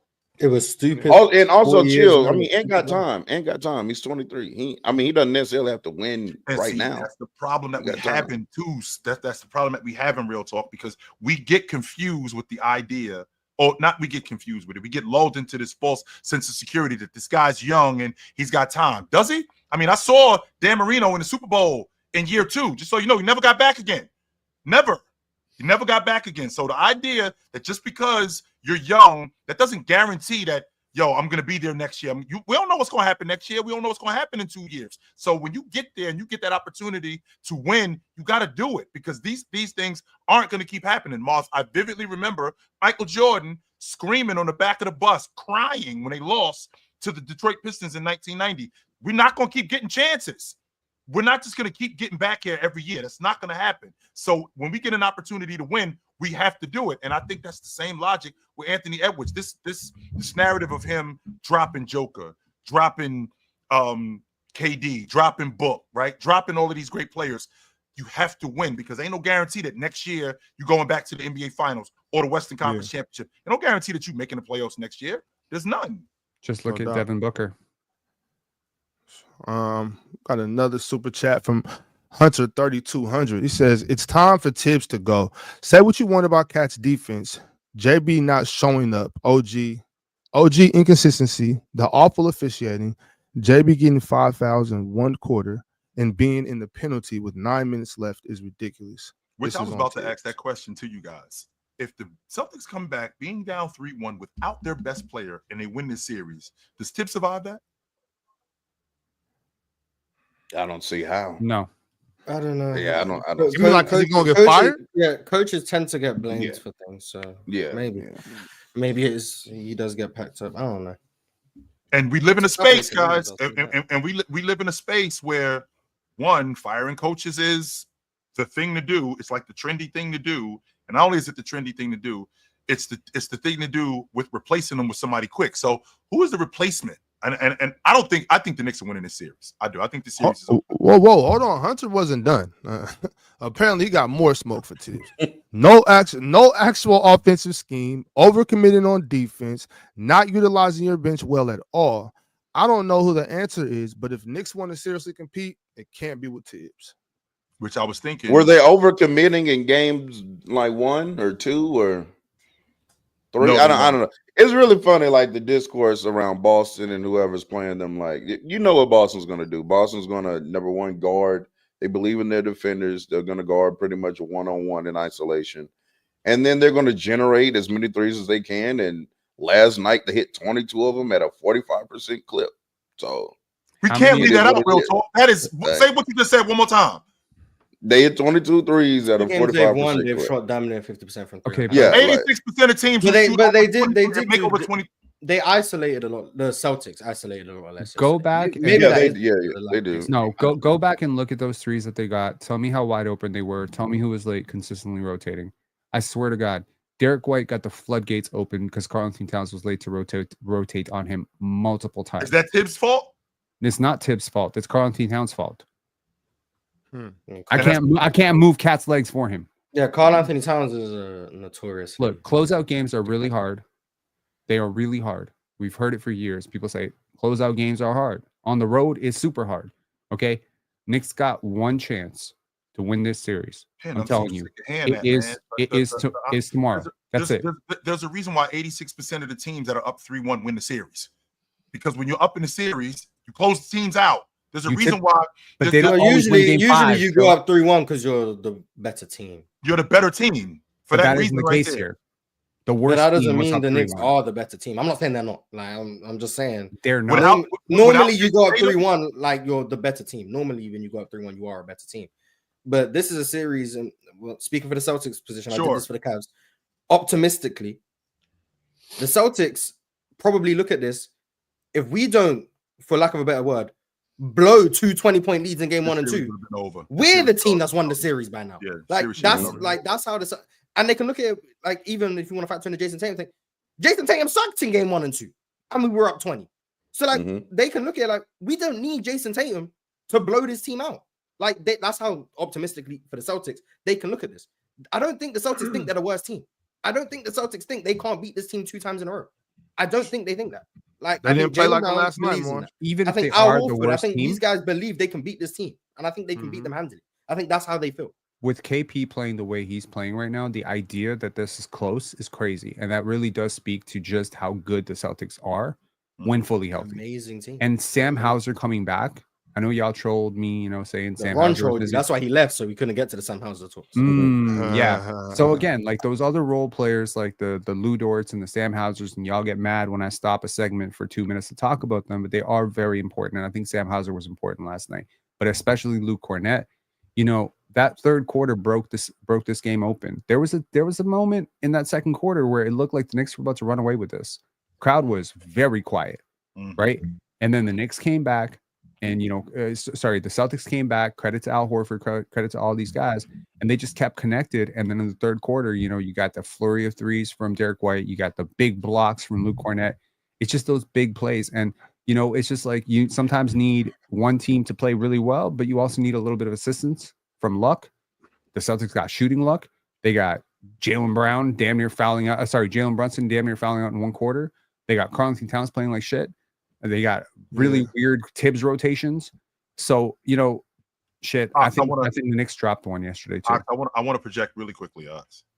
If this thing goes to 7, do they let the Knicks at Boston would win? I don't know. I can't call that. But what I do know, Chill, about this whole segment is that we can't pretend for a second that the Celtics don't realize like the opportunity in front of them. Now obviously it's terrible. JT goes down, but they also look at that like, man, we could really still beat this team, and they showed that last night. So now they're like, we could come back 3-1. And I mean, shit. I'm telling you right now, they think it's sweet in Indianapolis, and I think it is too. So they're looking at it like shit. You're going to respect India at some point. I don't know when it's going to be, but you're going to respect India at some point. They're going to show me something right now in these Eastern Conference Finals right now. I can say the same thing with the Knicks. Swipa, if your boys win tonight, does Oklahoma City let them out of Denver with a win? Does Oklahoma City let them out of Oklahoma City with a win? Well, I don't know. I don't think either team has let the other one beat them. I think both teams are much more evenly matched because one team, their starters are better. The other team, they have a better. Boston 100% let the Knicks back in this series. No, he's talking about Denver and OKC. Well, he asked me about. You asked me about Denver, didn't you? Yes, Denver. Yes, sir. Yeah. I think both teams have just been beating each other. I don't know about let. Like Denver would just have to beat them. I don't think OKC would beat themselves like that. Personally, but yeah, I think the Knicks. I think the Celtics are just a better team, but how much does that matter in the playoffs? Like, I think they were better, but the Knicks have been better because they closed games better. So, like, they have been better. So, like, if they close the game, that's because they're the better team. Like, if they win the series, they're the better team. Like, for me, like, I just think that's just. I've always felt like that. Simple. You shouldn't lose. I mean, better team wins. A pimp named Slickback says that all I know is whoever comes out to the Eastern Conference Finals, get ready for Indiana. They play 9 deep and they run at 100 miles per hour. Their pace is 100 to the Knicks 94 and C's 91. That's why I can't understand the logic. Yeah, because I mean Pascal Siakam. I think Pascal Siakam is the guy because Penn, you've been really critical of him. I mean, this Indiana offense, the way how fast they play, that's perfect for Pascal Siakam's game. Perfect for him. Now, don't get me wrong, playing with pace and playing fast are two different things. And the Indiana Pacers, they play fast, but they also play with a specific pace where it's under control. It's not like out of control with them. And they cause a lot of mismatches in transition. That's why Pascal Siakam is as good as he is. Because at 6'8", at 6'8", 6'9", he's getting smaller guys on him in transition because the guards usually run back first to pick up. So when you get guards running back first, I got a smaller dude on me, and I got a 6'9" dude coming back. I got a 6'9" dude coming downhill at me. I'm probably not going to be able to stop him. That's why Pascal Siakam has been so good. And the fact that guys like Tyrese Halliburton pick up the pace and make the game faster, I mean, I think that definitely favors a guy like Pascal Siakam's game. I think he's been great for this Indiana team. Now, he's been ridiculously efficient. He's been ridiculously efficient. It's actually really crazy. I think in the playoffs, he's averaging 44% from 3. It's very efficient. He's been efficient from 2. I would want him to be a little bit more assertive. There's a lot of times where defensively, I want him to be a lot more physical, get a little bit bigger on the boards, dial up the aggression. Again, I still remember Pascal 18, 19. Maybe that's just too far removed from the player he was when he was 25 and a little bit more twitchy, but this guy was a beastly defender. And sometimes I just think to myself, what is missing in Indiana? They are a deep team. They do have a good offensive engine. They have 5 guys who can handle the basketball. What's really missing is a dog defensively. And he's like, I mean, you could get Aaron Neesmith, but if Pascal contributes more on that end, because I ain't expecting that from Obi Toppin, if Pascal contributes more on that end, I think he could raise their ceiling to like championship level. I don't think they can beat Minnesota, Denver, or OKC. I think they get stomped by all 3 teams, personally. So, and Siakam defensively is the gap. If Siakam dials up to the level I think he can play defensively, and again, he's a $45 million player. We hold him to a different standard, apparently, right, on this show. And he's in his prime. He's 30 years old. He's not 35, 36 years old where we give him grace. He's not injured, touch wood. So, step up, P, rooting for you always, man.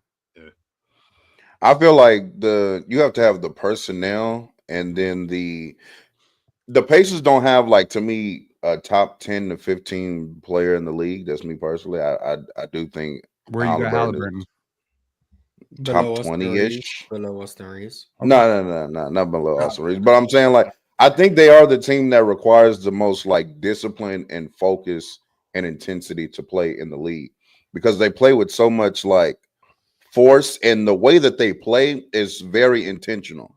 So you have to be a very intentional team in response. You have to be intentional on picking up ball handlers early to try to derail the pace. You have to be intentional in your pick and roll coverages. Yep. You have to be intentional in your ball handling, because Nembhard and Neesmith and Shepard's going to be picking you up full court. Like, you have to be very intentional and focused and disciplined in how you play against the Pacers. Otherwise, they'll run you off the court. And I think, to me, the only team I really have definitively beating them left in the playoffs is OKC. I think they can beat the Nuggets. I think they can beat the Timberwolves if they get there. I only got Nuggets.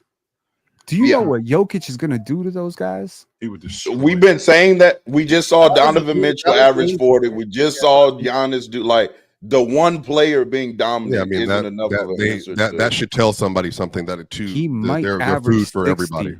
He might average 60 if the team averages 90. What does that mean? No, he's not going to. But he doesn't have to do that, though, because I think Denver is better than Milwaukee. Oh yeah, but Milwaukee lost in 5, so I'd hope they're better. Right. But the Pacers, they play like a really good coach team. They lost in 5. Yeah, exactly. Honestly, it's Rick Carlisle that deserves a lot of credit here. Yeah, that's what I'm saying. They look like a very well coached team. We did not spend. I don't think we spent 1 minute addressing just how shit I think Steve Kerr has been for a few years now. Okay, no disrespect. He won. We did that earlier in the week with Ox and Jordan, I think. Okay, my bad. So I just want to say we took care of that for you. I know that we don't typically see Rick Carlisle. I think a lot of people don't really see him as a top 5 coach. I see a lot of people leave him out of those conversations. I've seen this dude in Detroit. I've seen this dude in Dallas. I've seen this dude now in Indy. He is a phenomenal coach. Yeah, great coach. He's evolved with the times too, which I think is what is very That's impressive. The biggest thing, man. His entire philosophy has shifted from when he was coaching Dallas. Totally shifted. Right, and that's why it's crazy I say that because y'all know I'm very critical about Rick Carlisle, and I'm very critical of Rick Carlisle because of his Dallas days. And I think he's improved. Shout out to Coach Rick Carlisle, because like when you were talking about this real talk, and I'm thinking about it, I'm just kind of like replaying some Pacers games in my head. I'm watching. I'm like, damn, they really play like a very well coached basketball team. You know what I'm saying? They're playing basketball. They're very disciplined. You know what I'm saying? And like you said, very intentional. He would have 2 NBA championships if Ron Artest didn't do what he did. Oh, that's right. I think like Ox-Swipe and Chill. I know, like, y'all played, like, y'all know, like, the team that you would play, and they're not. They're not as talented, but like, if you don't come to play, they finna whoop your ass. Like, they not finna be BSing with you. Their rotation's gonna be perfect. They're not gonna turn the ball over a whole bunch. They're gonna play. They're not gonna beat the select teams at all. Yeah, the select teams that we. But that's but you know that's the thing though. Like when you talk, I'm thinking about like certain defensive times where they're not making a switch or doing something just to do it.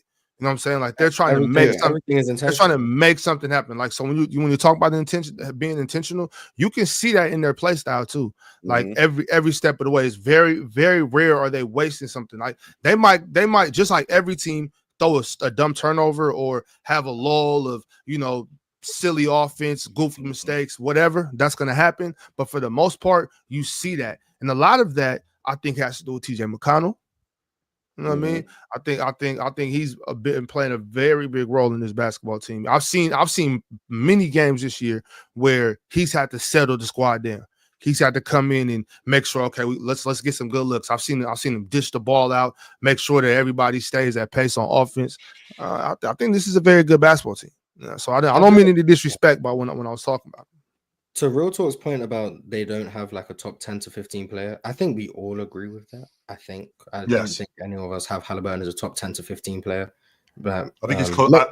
I would say 20, and I think he's closer to 20 than he is to 15. Yeah, I think he's much closer to 15. I think that's, honestly, I understand closer to 25. Scoring inconsistency and their shot making inconsistency. Top 15, okay. But I do not think I sometimes watch him play, and I'm like, is he top 12?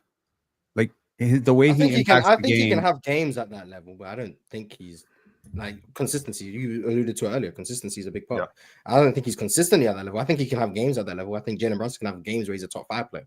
But is he consistently a top 5 player? No, so he's not a top 5 player. I think Halliburton's ceiling is that of a top 10, 12 player. But is he at the ceiling consistently? No. Does he need to be? Also no. Because I think the point of that, I thought we was all on the same page of not having Hallie top 15, but I think we're all on the same page. He's not top 10. No, he's not a top 10 player. Okay, there we go. We're all on the same page. He's not. He might not be top 20.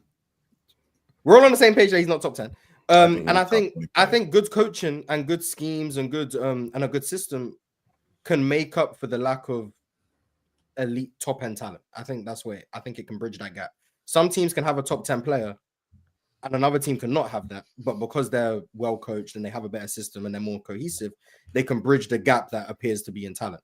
I think that's what the Pacers have. They don't have the top 10 player that maybe every other team in the playoffs has, besides the Celtics. Maybe, like Ant might be, Jalen Brunson might be, Jokic obviously is, Shea obviously is. They don't have that, but they do have a system and a way in which they play that I think bridges the gap between those teams. So I think they can beat every other team left in the playoffs. Doesn't mean they're the favorites. I'm not picking them against OKC. I might not pick them against Denver or Minnesota or even the Knicks or even the Celtics. I might not pick them, but I think they have the ability to beat every team besides probably OKC. I just think that's probably a bit too far. But every other team, I think they have a shot, and that's because of their system and the way they play, and because of Halliburton's skill set, which I do think still gets underrated by some. So, I mean, over his playoff career, which granted is only 25 games old so far, Tyrese Halliburton is shooting 61% true shooting in the playoffs. That is a ridiculous efficiency for Eastern Conference defenses. Okay, fair enough, man. But you play who you're in front of, swipe right? up. Crazy. Joker's shooting what he's shooting against the 5 men that he going up against. Give me a break. What does that mean? Respect, exactly. Zubac? You know what I mean? The two best defenses in the playoffs. No, again, if I'm not mistaken, Penn, did he play those 25 games this playoffs? No. In the last 2 years. That's the point. So the point is that Joker over the course of his career, he's been going against. Hang on, Joe. Jokic cooked Rudy Gobert, then he cooked Ivica Zubac, and now he just came off a game where he might have put up one of the greatest offensive games ever against the defense. It was literally designed to stop him. Sure. I don't know why. He was amazing in Game 5. Yeah. Do you blame Jokic for Game 5, Joe? Yes. Don't do this. I blame Jokic for Game 5. Yeah. Do you blame Jokic for the game they just lost? Consistency, yes. Oh my God. Could he have done more? Could he? Could he have done more? Maybe if we give him a third lung. Well, I'm thinking because you see the 45, you see the 44 and 15. I did see that, yeah. And the very good defense. Yeah, you see the 44 and 15. And he was making high volume threes. Yes, making my and just because you know, I'm so glad Mars got cooked in the comments about that too. just because I you're a didn't bucket. I didn't clarify that I was using his MVP. That's your problem. And obviously, I was So a career shooting 38% on 7 or more. Yeah, Is there- obviously, I is- wasn't using the years before he became a top 10 player. Well, he was all the NBA players, so it still counts. Go ahead. Is there something else that I could have? Is there something else that I could have done? Could I have maybe not shot as much and scored as many points and maybe got other guys better shots? Chill. You know, he had, by the way, If you I can track this every game. You know, he had 20. He missed was 15. playmaking. Guys just missed shots. Yeah, That's what I'm- that's what I'm saying. his 15 of his assists led directly to bricks in that game. They were 5 of 20 on this pass offs that game. I mean, if his teammates they make shots, shots, then all of a sudden Were there grenades? What? I mean, No, what they type weren't. of passes were these? No, I he need was to the one see shooting the grenades. You seen that turnaround 3 he made to tie the game? God damn. Yes. I Just think he made- absolute ridiculousness. Just black magic. Yes.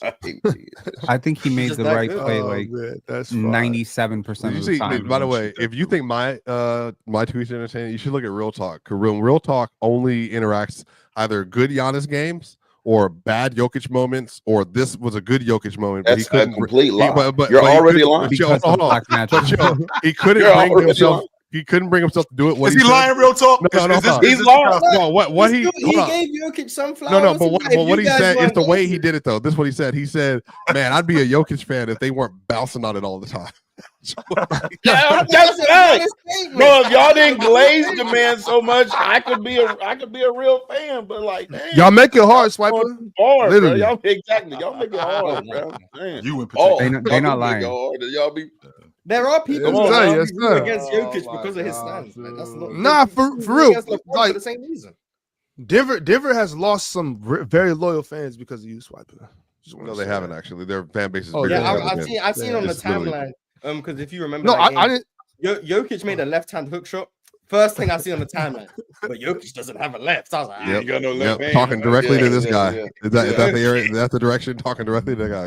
You don't want to open the Nah, door. to that, Swiper, I'm sure you've grown the community. Don't get me wrong. I'm definitely know you've grown the community. I'm just saying, amongst that growth, there's been some drop-offs too. You know, Yeah. you gotta, you know, Yeah, me. of course. Yeah, That's I it. really We got don't care one to right lose. here. I don't That's really the care to lose Penn. Honestly, Penn will be Okay, there. all He's right, Serbian, all right, so all that's right, different. all right. Let's get No, back I'm to the saying he's Super Chats. Serbian. Let's He'll always be let's a not Jokic get voter. nasty. Let's not get nasty. I Bob can- Wick. I can root for Here's Jokic some in the praise. Olympics. Here's some I'm praise Denver. right here from Bob Wick. He wants everybody to know. He wants the world to know so badly that he sent 14 Canadian dollars. That Real Talk is his GOAT. Shut up, Bob Wick, man. Shut up, Bob Wick. Shut up, Bob. Your Like I fan said base that the going last 2 international. times I've been That's up there. another cult follower. Real talk. That's not a This cult. week alone, You know I've seen what's 4. actually funny, Mars? The biggest cult is Swiper. Swiper has the biggest cult. But it's really he's Oh, the Swiper leader has of the the biggest Jokic cult? side. No. Let me. It's explain really this. what it is. It's I the have the Jokic most. side. I'm glad we finally got here because I wanted to address Mars and his disgusting stuff yesterday, including Ox. Chill had nothing to do with this.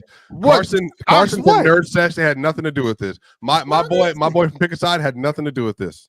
What happened? I have the most motion in PC that I'm. Oh, not you talking here. about the AI? I'm hold on. With me? No, real talk. I'm not here. Wait, I had nothing to do with that. No, wait. Blaming Okay. me, that was wrong. And then on top of that, chill. Oh, this I'm is not here. bad. Somebody told me, man, they were glazing you on the show today. I said, oh, they must have something really favorable. I turn on the show and I see these dudes making a meme, a Friday meme for me of Debo version of me and Carl Anthony Towns. Who is these type of angry dudes? Who AI. is these dudes? And then on top of that, here comes Mars. You didn't ever like it?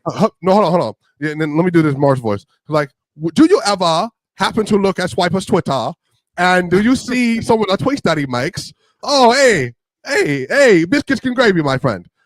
Beans and biscuits. my Retire friend. that And then- British accent Dude, and I don't never know, do it's it not that bad. again. I don't think it was that You keep bad. going, Swiping. I That's keep what going. he's tired. Swiping. He's You so- go, Swiping. They're like he's such an entertaining read. So me being like literally hurt, I'm dejected after the game. Dejected.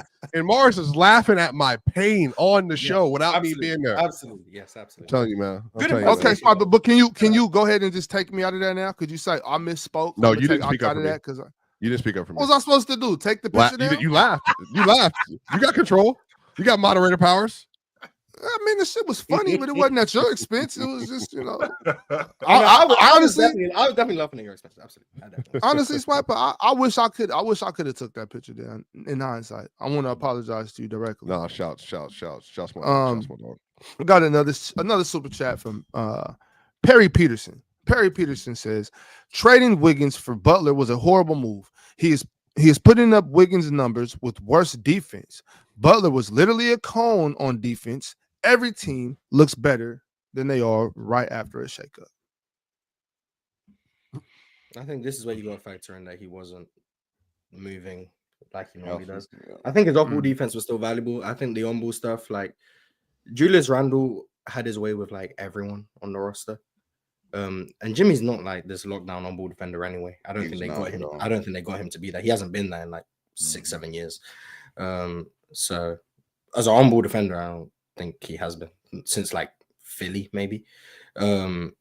So it will come down to what you expected from Jimmy. But I do think there are very valid criticisms in terms of the scoring aggression and those things, which I do think are major problems. But Trading was a mistake though for Wiggins. nah, because that team wasn't making the play-in without Jimmy Butler. So no. Right, facts. Swiper, would you like some water? Skip Pellet says, I guess respecting others on the team is now considered cooking Tatum. Dust your knees off, man. We love both JT and JB over here. Y'all just glaze Tatum too much. It's one person. No one else up here even comes close to glazing Tatum. In fact, he's probably more hated than glazed up here. But Chill just about 2-3 years ago, I was definitely president of Tatum FC on this platform, but Chill has definitely, I used to push hard Tatum propaganda. Chill has definitely taken the title from me, though. Respect. I like Tatum. I'm higher on Tatum now than I was a year ago. Maybe it is because of Chill's influence. I don't know, but I'm definitely. I mean, he's a great basketball player. It's not. He got way better, Mars. Damn, I agree. I think he got way better too. But I'm a lot. He had a better year than he did last year. I think Jason Tatum is like everybody healthy. I think Jason Tatum like the 6th best player in the league now. Like that's a lot higher than I was on him in the past. So what? With everybody healthy? Yeah, everybody healthy. Mars said it was a conversation. Yes, Mars said he said it was a conversation after like 7 with Jason Tatum. Yeah, it was a conversation. Jason Tatum. When we ran down Jason Tatum like 11. Like, when we ran down the players. Yeah, when we ran down the players, like we got to like 7, 8, 9. Like we get to Anthony Davis, and we get to KD, and we get to James. Like Mars, Mars with that. Yeah, so, I had like, if I remember correctly, about a year ago, I had Jokic 1, Giannis 2, Embiid 3, Luka, like the top 4. I remember I said this definitively. The top 4 are in a group of their own. It was Jokic, Giannis, Luka, and Embiid. I said those 4 are just better than everyone in the league. Everyone else can find where they fit in. Then it would be guys like KD, Bron, Steph, SGA, Anthony Davis. That would be like the next group of people. And like Jason Tatum to me was still below those guys. Like I thought Anthony Davis was better than Jason Tatum. I thought KD was better than Jason Tatum. I thought LeBron was better than Jason Tatum. I thought Steph was what? Real talk. Now I don't think those guys are better than Jason Tatum. So I think AD is still better than Jason Tatum. I'm sure you do. But I have Jason Tatum as like the 6th best player in the league. Everyone healthy. So I'm a lot higher than Jason. Now that's hate, Chill. You're gonna come in at me for hate. Now that's hate. Real talk is hating. That's hate. How was that hate? It's not hate. Anthony Davis. I've had AD as the 5th or 6th best player in the league. I'm lower on AD than I was a year ago too. I'm not lower on AD. But So real talk. Okay, check it out. So AD is better than Tatum, but Tatum is better than Luka. Pretty blocks. Does that mean Dallas? Does that mean Dallas won the trade? To Tatum is better than Luka. Yeah, you mentioned right? To me, I don't think Tatum is better than Luka. Yeah. That's your conclusion. That ain't my. That could he's a Laker now. People still think Anthony Davis. No, I'm high on Luka. What? Why is Anthony Davis better than Jason Tatum? I just think he's still an elite defender. I know Swiper's finna. Absolutely, yeah. I'm not gonna say anything. I'm not gonna say anything. I think he's one of the 5 best defenders in the league, and I think if you're one of the 5 best defenders in the league, and you can give me 26 and 12, I definitely think. Does durability We'll have factor that into your conversation best? when we No. get there. No. No. We're here Next right now. year, next year it'll be a Wemby- conversation. When It'll be a Wemby played conversation this year, next was he year. better than Tatum? Between Wemby and Jason Tatum? Because Wemby was the best defender. Yeah, in the league. Wemby was better. But than also Tatum was for up here March. He was saying giving you AD a was full better than 25 Wemby. and 11 on 40% Yeah. from three. Damn near. Like, I don't know what he was shooting. Like 36, 37. Now, You know what? you I'm remember, actually glad you remember we're- early in the season, I was up here defending. I was saying AD was better than Wemby too. Yeah, but that's fine. But I I'm was saying, doing that. but forget AD versus Wemby. Wemby versus Mhm. Tatum. He was the best defender in the league while he was playing this year. He was giving you 25 a game, elite rebounding, and he was shooting high volume threes at a good clip. You know better than Jason Tatum? Based on the logic that you just put forward with Anthony Davis. I mean, based on that logic, Jokic is the best player in the world because he's better than both of them defensively. Awesome. Recent- NBA player said that. New by the way. information, NBA Mars. player said New that. information. Yeah, I haven't seen Wemby defend in the playoffs. You're right. No, it's an argument. I probably would have still taken Tatum just because just Wemby's just so young. But I do Oh. think by next year, Young tax. that'll be a legit argument. It will. Yeah, be. I'm higher. Young I'm tax. higher on Tatum nowadays, so Yeah. I'm no longer Tatum. Yeah, we should have got back to Let's this conversation. let's get through Instead of these. me and Cowboy Bob. Yeah. A nonchalant nigga says, "Can y'all please get back to Mars and Chill convo about blaming superstars for losses?" That was It's a on the good case combo. by it's on a case that by was- case that was, basis. Like every superstar isn't blamed equally. I think it's on a case by case basis. If you play badly, you should be criticized accordingly. 100%. Play well, you should be credited accordingly. Sure. Win, lose, or draw. If you play well and your team loses, that doesn't mean I now have to criticize you because you're the best player on the team. But if your team wins and you play badly, I can still criticize you. Win, lose, or if 100% you you play, can. if you're the superstar and your team wins, but you didn't play well, Mhm. I can criticize you for not playing well, despite the fact you won. The inverse is true. If you And play then I well, can also you lose. and not on gonna the other praise side you. and on the other side of that, and that's a fair point, but on the other side of that, I can also look at you as the star player and see that, for example, you talked about James with that 51-8 in game 1 of the NBA Finals. Okay, well, to the Joker thing, well, what else could I have done? Maybe I didn't shoot as much, and maybe I could have got other people involved and got other people easier shots to get other people going. Could I have done more on defense? This is the thing that I'm thinking about as the star player, as the best player on the team. Now, I'm not saying you suck, you're the reason why we lost, you got to take all the heat for this. No, I'm not saying that. What I am saying, though, is when you are the best player, that kind of criticism comes with it. And the kind of criticism that comes with it is, what else could you have done? Could you have done anything else in order for us to win? I think it shouldn't come with it. Can we just be honest when it comes to blaming, not blaming, who we selectively choose to blame, not blame? It usually just comes down to your personal feelings about that player anyway. Like if you don't like a player, you just waiting for this. And if you do like a player, you're willing to make 10,000 excuses for that player. Oh, their supporting cast didn't show up. They didn't have enough depth. The GM did a bad job. Like the swiper playbook, right? So that's it. Like that's all. What do you mean? What do you mean when you say you don't like him? Swiper has criticized Jokic for his bad play. Yes, he has. Yeah, I don't understand why I'm putting Yes, in these conversations. He said You're putting all conversations. He also does blame Calvin Booth every time the role plays. Yeah, I've been blaming Calvin as I should for 2 years. That's my job. I'm going to be. Both of those things are true. When Jokic doesn't play well, he does. It's like a goodwill thing, right? Like it's like sometimes if a player is super young, we blame the supporting cast. We say, they're going to get better at it. But if they do it 3-4 years in a row, now the conversation changes to why can't you get over the hump, right? There's just certain good. We just heard Chill do it about Anthony Edwards in year 2 of the playoffs. This is where I agree with what Penn is saying in the general sense, but like what I've been trying to do here for a long time when I don't draw, which I haven't done in like. Hey, Mars, you're gonna have to read these super chats, bro. I'll do it. So I tried to change the way, like, I can't change the way everyone thinks about the game. I can't do that. But if I could just make people think that maybe the way the game is discussed is wrong or should be changed, I'm gonna try and do that. I agree with what Penn is saying. This is how people evaluate things. If you have a favorite player, you're going to look for reasons why your favorite player underperforms, and it's really not his fault. And if you have a player you don't like, for example, if Julius Randle stunk it up against the Warriors, maybe I would have been up here saying, hey, Julius Randle, we knew it was coming. He was just going to stink. And maybe if he plays OKC in the next round and he has a bad series, maybe that's what I'll be up here doing, saying, there's no we knew maybe. we knew it was a matter of Will time be before Julius Randle came back to reality. Maybe that's what I'll do. But I think that would be the wrong thing to do. And I'm trying to do it for myself, but also maybe other people follow this ideology because I made them think about it. Every player should be held to a standard, not the same standard. Sure. You don't hold Austin Reeves to LeBron James standards. But if LeBron James plays well and Jackson Hayes doesn't, I don't then blame LeBron James for Jackson Hayes not playing well. I can criticize Jackson Hayes and not criticize LeBron just because LeBron's the best player on the team or Luka's best player on the team, whoever. Like, whoever plays well should be praised for playing well, and whoever doesn't play well should be criticized for not playing well. Win, lose, or draw. If you win and you play terribly, that doesn't mean OG Anunoby last night was bad. I think Ox can agree with that. If the Knicks win that game, that doesn't mean I now have to praise OG Anunoby. Hey, but he did the little thing. No, he just played badly. You can win and play badly. That happens. Jalen Brunson has had bad games, and the Knicks have won those bad games. Jalen Brunson has had great games, and the Knicks have lost those great games. That's no less of an indictment on Jalen Brunson. Like, but doesn't it cross?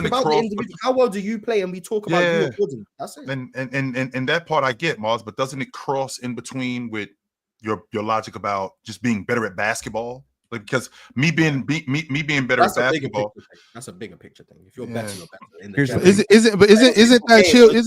Isn't that the beauty of it? That's one thing I've always loved about basketball. Part of the reason I fell in love with basketball the way I did. Like, it's so unfair. It's like, it's funny kind of how basketball is. You know what I'm saying? It's cutthroat. It's like, you could be the best player, but anything can happen out here. It's unfair. It's supposed to be unfair. It's supposed to be like that. It's, you know what I'm saying? It's this. And it's me like, being it's better just, at it's just like basketball. life. You live your life off the court the way you live your life on the court. Things happen, and it's just going to be unfair. You got to deal with it. Though. And me being better at basketball, to your point, Mars, me being better at basketball is contingent on if I'm on a team, what my other guys do. Like, I need you to make layups. I might have given you a good pass. You're not worse at basketball if I give you a layup and you miss it. I'm not. No. I've seen Magic Johnson find Kurt Rambis right under the rim. He misses the layup. Is Magic Johnson now a worse passer because of that? No, he's not a worse. No, he's not a worse passer. But then, if he blows that, or if he makes that, and the game is over and we win, like Magic Johnson is praised for that. But if he doesn't, then the idea is, well, you should have scored more. Yeah, but Magic should be praised for that pass regardless. But then when he doesn't score more, well, you're not as good a scorer as you have to break it down to the interval, right? It's unfair. It's so unfair. So if I agree with something, but I'm trying to say, like, why are we trying to keep it unfair? That's what I don't understand. If we're talking about the game, why are we trying to keep it unfair? We can acknowledge the way these players have been spoken about is unfair. Right. The way LeBron James has been criticized for everything, in my opinion, is unfair. Has he justified criticism? Yes. The 2007 finals, I actually think he doesn't get criticized for enough, by the way. I think he played really badly, but he gets the pass because he was young. The 2011 finals, he gets criticized, in my opinion, justifiably.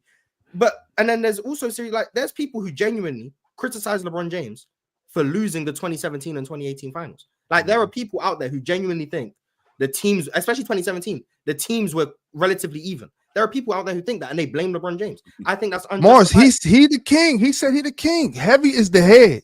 It's okay. I don't care. And this is where it comes back to being unfair. I think things have been unfair, but we don't need to keep them unfair because they've been unfair for 50 years. Be the change you want to see in the world. I don't know, Real talk. some hang on, profound statement, something like. I get what you're doing. I get what you're doing, Mars. No, I hear you, Mars. But Ox is right. If you are going to spotlight yourself as I'm the greatest, and you don't expect that there's going to be backlash every minute of your life that you do not live up to that standard, you're crazy.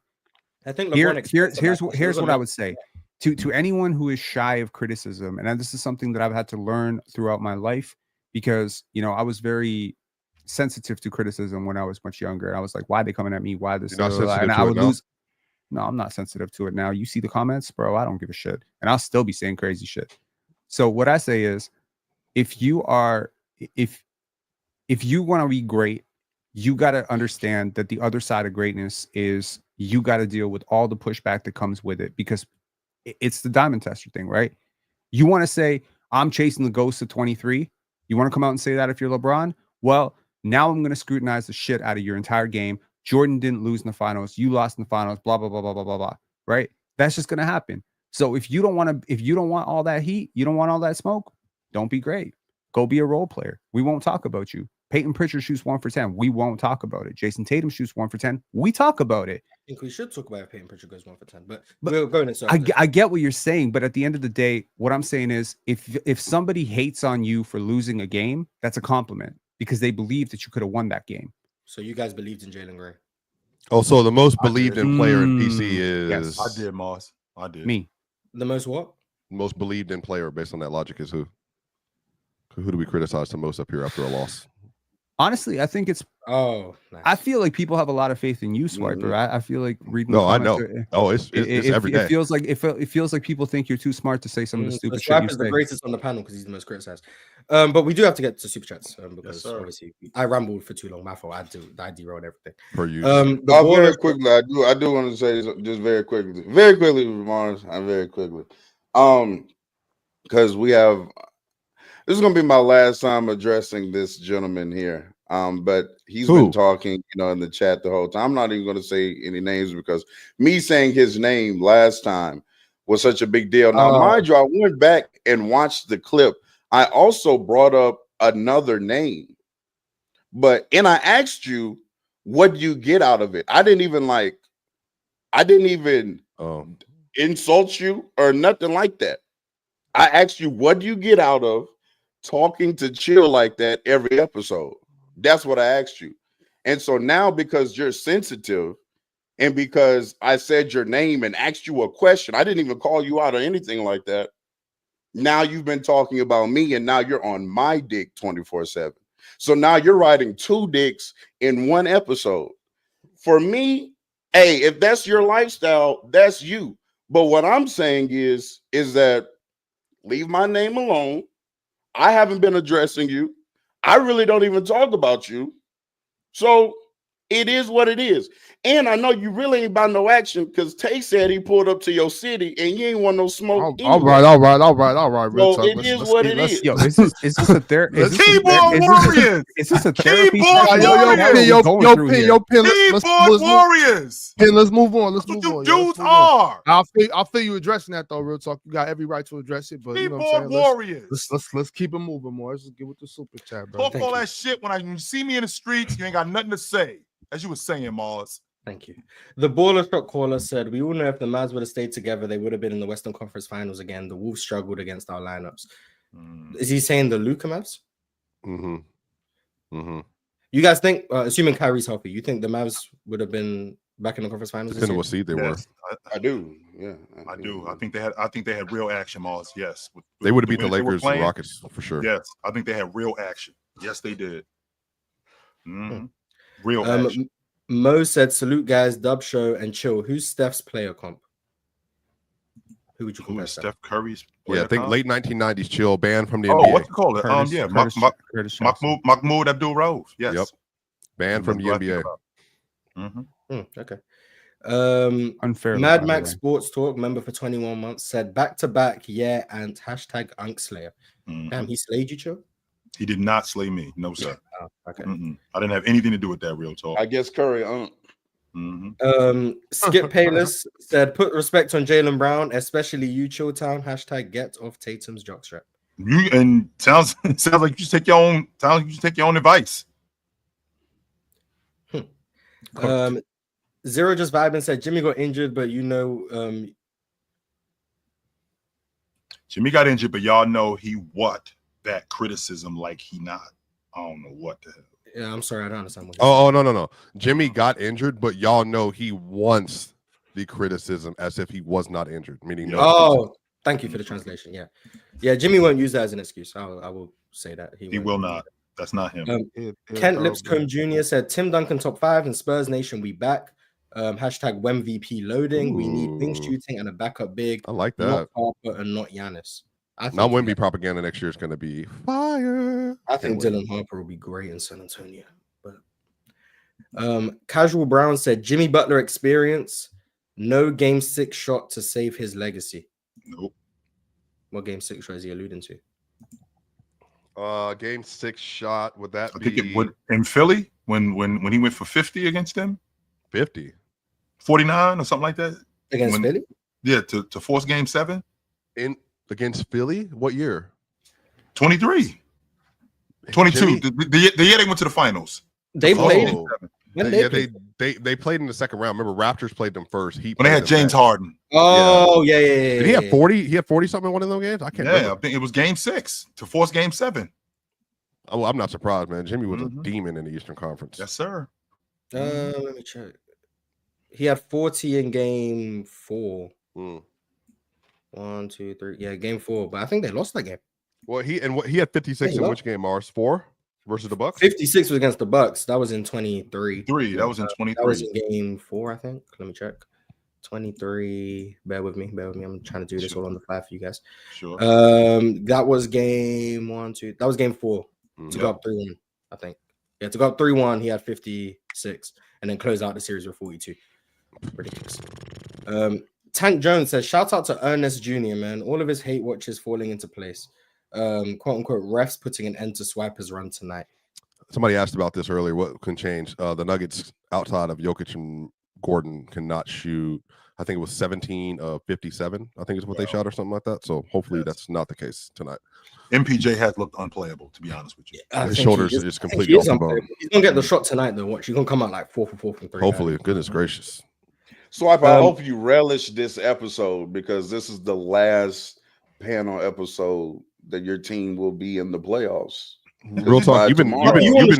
He's been praying on their downfall. I'm not praying. I just know the reality.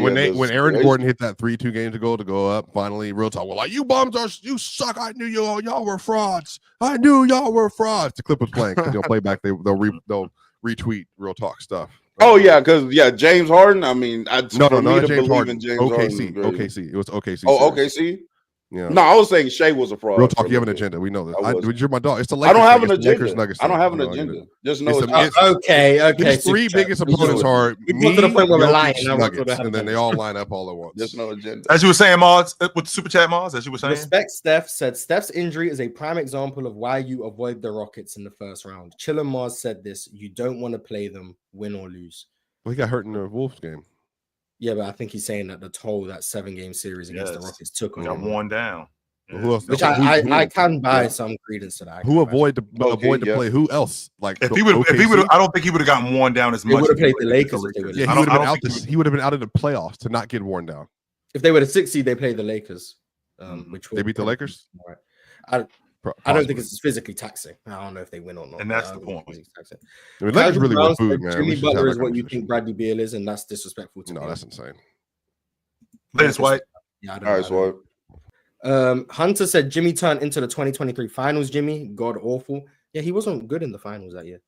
He was also dealing with an ankle injury in that postseason. But Dre Band said playoff Jimmy, nah, CANCUN swimming. More like it. That's funny. What the fuck? Arch came in with $100 super chat. I'm saying come on, W Wars. Be true, this is to chill. So do you blame LeBron in 2009 against Orlando, a team that they were favored over? Yes. Damn. Yeah, I don't blame LeBron for that. Prince DJ says, oh, damn. Yeah, he asked if we have any details about what's going on with Russ in the locker room. I don't think any of us have any details, so maybe I should have read that before Swiper left. My fault, Prince DJ. The border shop caller said, good thing Cowboy got rid of that hat, had him looking like a pride cowboy. Interesting. Love is love. Grande Jones said, Swiper, why are you always so energetic when you talk about the other teams, but so docile and mumble when it's Nuggets talk? Because we troll when it's the Nuggets, apparently. I mean, we're not a serious platform. Yeah. Talk about the Nuggets is all troll talk. Yeah, I give valid basketball opinions and just a troll show. His energy will be very different if the Nuggets win this series. Don't you worry. He'll be right back to told you so. He'll be back on the I told you, blah, blah, blah. Although he did protect. I mean, I'll be up here tomorrow if the Nuggets win. I know I'm, What's y'all predictions? What's y'all predictions tonight? I want to see a game 7. I think the series is over. I think it's done tonight. Yeah, you thought the Celtics series was over and they won. So yeah, that means I got over. But I actually picked the Nuggets. I actually picked the Thunder in 6. I said that before. Oh, you picked the Thunder in the series? I picked them in 6. Oh, before the series started. Yes, I did. Ox picked the Nuggets, right? Yeah, I did. I picked the Nuggets. Yeah, I picked them in 7. I picked them in 6 or 7 though. Oh, so you're tracking well. You're tracking. Yeah, you on track. I'm hoping I still got them too. I got the Nuggets personally. I mean, and again, I feel like I'm due for a loss because I've been picking these last 4 correctly, and I was like, "Yo, Penn, pick up your chips and go cash them in. Stop trying to big time my show. All right, I should. You got it. I should. You right? I've been right pick 4 up in a your row chips and go cash them in. Stop trying to. I feel emotionally that the way the Nuggets lost last game, they ain't coming back. It's a feeling, right? It's a feeling. But you know what? If they are going to come back, it's going to take a whole team. There's a couple guys that I'm really looking for tonight. If tonight is to be successful for the Denver Nuggets, it's going to be Russell Westbrook, yo. It's going to be. He needs to make sure. So he does need to make sure. Russ, They 3 need- for 6. they need- Russ, 3 they for need 6 on the everybody. long ball line. 8 They need guys to rebounds. make sure. That's really it. Like, Yeah, it's going to be Aaron Gordon. It's going to be Russell Westbrook. It's going to be all those guys. It's going to be a collective effort. It ain't going to be Jokic comes out, scores 60, and saves our season. It ain't happening. Yeah. I would buy into that more, Pin, if it was like a back-to-back. But since they had some time in between, that's the only reason I'm not really too worried about like the emotions after that last game's loss. they can't come out and put themselves in a hole early, but It's possible. Mike the Champ said Swipa folded just like his boy Chill always does. Sure. Didn't I beat him? Is it weird? Is it weird to lose You- everything in life you and still did call call yourself the champ? Just Yes, asking. it is. All right. Yes, it is. That's a little bit Very weird. That's cool. Mhm. All right. Cool You yourself gotta with stay me. positive. Identify how you want to identify, man. Yeah, You you can't that's true. concede. You can't His concede. his to lose. pronoun You'll is always champ. be a I loser. got you. I got you. Identify how you want to identify. You got to see yourself as who you're going to be. Fact. Raw Angelo said, "Oh, team up profile. It's not that they're better without Tatum. It's that they should be playing through Jaylen Brown first." Yeah, I don't agree. Big fan Breezy said a team that's never won an NBA championship will win one this year. Also, Cam Thomas is a number one option. ? Jordy will have success with this 8th pick. Also, great show. It's possible a team that's never won a championship will win one this year, but Boston and Denver are still alive. And do you guys think Cam Thomas is a number one option? I don't think so. No, sir. No, I don't. I think the jury's At all. still out. I think he's a 6 man. I think the jury decided. Yeah, I think he's a 6. Is he better than Jalen Green? He's a better scorer than Jalen Green. He's more consistent. But I think Jalen Green is like miles better. It's saying something, by the way. Miles better defensively and as a playmaker and decision maker. And that's saying something because he's not good at those things. But that's how bad I think Cam Thomas is at those things. So it's saying that's an indictment on Cam Thomas's ability, not praise to Jalen Green's playmaking and decision making. If the Nets, because there was a report yesterday by Scoop B. Jackson that the Giannis has kind of narrowed his choices to Toronto and Brooklyn as the two teams he would prefer to end up on. I don't know if that's going to happen. I think personally the team in the East that makes the most sense for him is actually Indiana, and I think Indiana has the pieces to make it happen. If they get, the team that just beat him back to back years. Okay, come on. It's not the KD. It's not the KD Warriors situation all over again.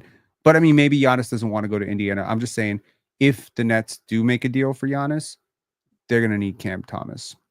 They're going to need Cam Thomas to hit a lot of buckets, and they're going to need that type of scoring, threat around him. I just don't know if. Peyton, did you get excited about the rumors that Giannis is on the board for you all? No, because I mean they're going to trade Scottie Barnes, and he gonna be sad. Well, the report actually says that the goal would be to pair Scottie with Giannis. So what are you giving up, Jamison Battle? No. Can they already trade? Can they? We're not doing this, man. Super chat, so we already Can they already trade Brandon You ain't Ingram? got time, real talk. You No, should have we brought don't. this up an hour ago. No, we don't. Yaya Jallo said, "Do you guys think Cooper Flag will be an All NBA player or a franchise player, or do you think he's a number 2 or 3?" Number 2s and number 3s are all NBA players. That's happened before. Chris Bosh is an all NBA player, so that's happened. Yes. But Man, real he was talk, I all can't NBA as a first set option. us up for that. I think you can In build. fairness. I think you can build a team around Cooper Flag. God. I don't know if Cooper Flag will be your best offensive player, but I think you can build a team around Cooper Flag. Julius Irvin said Bron doesn't get blamed for not guarding KD and holding him to or under his average. Not a series to stand in the corner and to save energy on defense. He's a DPOY, right? Correct. What finals he's about 2012? No, 20. I think he's talking because he was wasn't a guarding during the DPOY last. in 2017, Yeah, I think he's talking about like 17, 18. but he wasn't a DPOY at that point. Yeah, it was In just 17, finished 5th in defensive player of the year that year. He finished 5th. That's disgraceful. But, Yeah. You're not helping the case though. That means he should have but been. then guarding. maybe But I'm on record saying that I hated them switches that I was seeing. I said that he should have stayed with KD. That's your matchup. Why is Kevin Love switching on the KD? I hated that. So you're saying LeBron couldn't do for his team what Jokic is doing for his team on the defensive end right now. I appreciate that. Yeah, it's true. Tank Jones said trade prior to the 2022 draft. Denver receives Peyton Watson and 2 future seconds. OKC received Jermichael Green. Denver's 27 first, top 25 protected. Was that the trade? Oh, I didn't know that. Wow. JD said you can't incentivize players to stay somewhere because they can get paid the most on their current team, then penalize the team for that contract. Swiper's right. That's a fact. That's what the bird. Yeah, I'm not a huge fan of this CBA, but we know why they did it. They were scared of the Warriors forming again. Be True 23 said, "Great show so far, fellas. Swiper in Game 5. What went wrong and how does Denver extend the series today?" Swiper did say it was basically just guys making shots, which I agree with. It was a very surface level analysis, but it's quite simply the truth. Teddy Hart said, "Whoever does the PC clips has to clip Swiper's Mars impression. That had me dying." It sounded like me. I thought I was hearing an echo. It was I crazy. thought it was good, yo. I thought it was a trash British impression. I'm not I thought it was great. weird. Where you at? Will said, "Chill's losing his mind today. You guys are killing him." No, I'm not. Yeah, I don't think so. Yeah. Pimp named Slickback said, "Also F the Mavs and F the Spurs. Both teams have been given insane luck over the last 25 years and have been heavy lifted by the script writers. I love the NBA, but don't tell me this isn't rigged." 2 teams passed on Luka.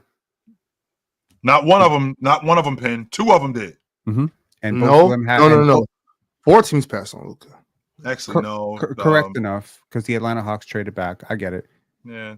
Technically 3 teams. That would make 3 teams, right? I would make it 3 teams that pass on. Yeah, so Dallas had the foresight to move up and trade for him. Jaren Jackson went 4th. Yeah, but Luka got drafted 3rd by Atlanta and they traded him. So Atlanta passed on him. And then Sacramento and Phoenix. Atlanta had the 3rd pick. They dangled it back. So technically, if Memphis really wanted him, they could have traded up for him. Okay, I didn't know that. Okay, so yeah, 4. Jordan Small said, "If the Knicks blow a 3-1 lead, is it a disappointing season? And what does the offseason look like? What does a cat trade look like?" All I know, I think it's disappointment if you blow it. And really quickly, I just remember Julius Randle posters getting torn down. I do remember that. That should have been the agenda that you stuck with. I just remember that real talk. I remember. Man, you should be victory lapping right now. Here's the question: Did the trade for Cat cost them the ability to re-sign Isaiah Hartenstein? Because if so, that's a shit trade. Well, they felt more comfortable. And then you OG money, so it's like you lost Hartenstein. I really can't think of a person with half a brain cell right now that would prefer Karl-Anthony Towns over Julius Randle and Isaiah Hartenstein. The reason why they especially for a team that doesn't have depth, they just felt more comfortable. To your point, they felt more comfortable paying Cat that money than Julius Randle. That's why they did it. It's twice the money, Cho. Yes, it's almost twice the money, which is what Julius Randle wanted. Okay, I get you, but that money that could have been parked towards Isaiah Hartenstein potentially. Yep.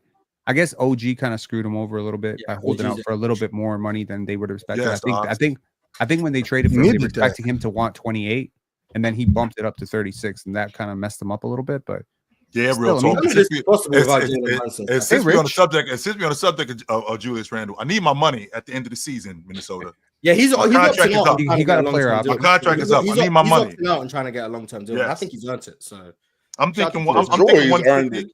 I'm thinking at 30 years old, I'm thinking 150 for 4. I'm thinking that's fair. What's that? That's not too bad.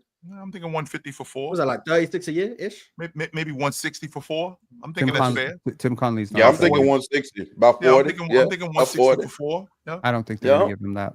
The way the CBA stuff, I don't know. A couple more super chats, 2 more, and then we're out of here. Casual Brown said, "This is the logic that Ox was asking weeks ago. What changed in the NBA? Giving players excuses because they are more offensive is what changed the NBA."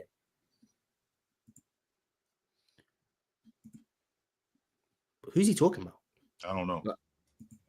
I don't know. Maybe. I think he's saying like players getting excuses because like they're exerting more energy on both sides of the ball and it's making them tired.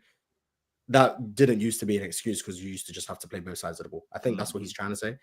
I don't know who's using that excuse though, so I don't know. That was when Penn said that Jokic couldn't do anything offensively when he was struggling because he was playing defense. He had to play the whole game. Pimp Name Slipback said, "Yes, he's a better player than Jalen Green." Talking about Cam Thomas. Mars knows it's true, and the Rockets would be better with Cam Thomas. Dre's boyfriend ain't good. I think he would have had a much better series against the Warriors than Jalen Green did.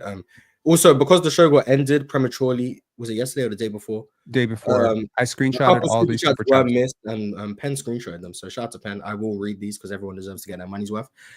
Energize said, "From the Sixers POV, if trading Embiid is on the cards here, would you potentially pick Malowach and go back a few draft spots at the same time, would you guys do that? I think. I don't know who Malawachi is. All right, chill. Later, fellas. Mm-hmm. So what'd you say, Pen? I mean, I could certainly see it from that perspective. Like, but I could also see them going for VJ Edgecombe. That could be cool. Russell Clark said Jason Tatum started off great. This is about game 4, but he missed like his last 4 or 5 straight threes. I think he shot them out of the game, shooting 16 threes in less than 3 quarters. The third quarter he went cold, but then he came into the fourth and made like back-to-back threes. The end of the third quarter was just bad for the Celtics all around. They just started stagnating and isolation basketball, which is a problem they've had for a while. I don't think he shot them out of the game though. EJ said, outside of the Celtics backcourt, whose backcourt in the playoffs right now is talented enough to defend Brunson and Bridges? I'll wait. OKC. OKC. Yeah. There you go. Classic said JT is an Iron Man, even if it is an Achilles tear, which we now know it is. He's still going to play next season. Okay. I can see Tatum having an Adrian Peterson recovery. Do you think Jason Tatum plays next season? I think he might, actually. He's young enough and clearly a very, very hard worker because that's how he became an Iron Man in the first place. Previously, I thought 13, 14 months. He's going to take a really long time. There's a chance he comes back in 10 months and maybe he's healthy for next year's playoff run. Adrian Peterson, I think Adrian Peterson had an ACL tear, if I'm not mistaken. I do think that ACL tears are just not as big of a deal as they used to be. I see Stephon Diggs, because I'm a Texans fan because I'm here in Houston. Like, he's already back. He's like training and stuff, and he tore his ACL like 5-6 months ago or something like that. Kyrie was at the games like not with crutches and stuff, like walking around. Well, you can walk on an ACL tear. Oh no, but I just know like people are coming back pretty quickly nowadays from those. But when Adrian Peterson did it, and then he came back and had like a 2,000-yard rushing season, it was fucking ridiculous. DBZ Stay said Drake Powell, best perimeter defender in the draft, and watch out, he will boost the steal of the draft. And let's give Derek Queen from Maryland some hype. You know about Drake Powell, Pen? Yeah, I do. He's cool. Like, I don't think he's the best perimeter defender in the draft at all. I think the best perimeter defenders in this draft, probably Carter Bryant, Cooper Flagg, Adu Thiero is really good. There's a lot. To the point of Derek Queen, he tested really badly, man. His weight is off the charts. He has an 18% body fat. His vertical leap was awful. And is that the clip that's going around? Is that him? No, that's Colin Murray Boyles who couldn't touch. Colin Murray Boyles was the one shooting the threes. Janai Broom was the one who did the vert and missed the yeah. So I mean, look, people get obsessed with these athletic testings and these pro days or whatever, but it does matter. It does matter because you're scaling up a level and you're going to get exposed. And frankly, people already have a lot of questions about Derek Queen's motor in general. When he doesn't have the basketball, this bro doesn't do anything. So 18%, you had 2 months to lose weight after the college season, or a month and a half to lose weight, and you shouldn't. It shows me a lack of preparation and a big reason why Naz Reid went undrafted was because of his weight. So. He's very similar to Naz Reid in a lot of ways. The difference is he doesn't quite have the shooting upside of Naz, but at the same stage, he might be a better playmaker. He was a beast of the bomb vert. I like Derek Queen a lot. I just think he's probably hurt his draft stock a little bit. EJ said all these country bumpkins, Jordan, hating on the Knicks. You guys are sick. NY basketball is back. We'll see about game 6 tomorrow. We'll be on Houstonians aren't country bumpkins. Stop it. And then final super chat, Mike Kelly said Mitch did this against Cleveland 2 years ago. Embiid raged against him last year. Mars sleeping. I think that's about Mitchell Robinson's defense.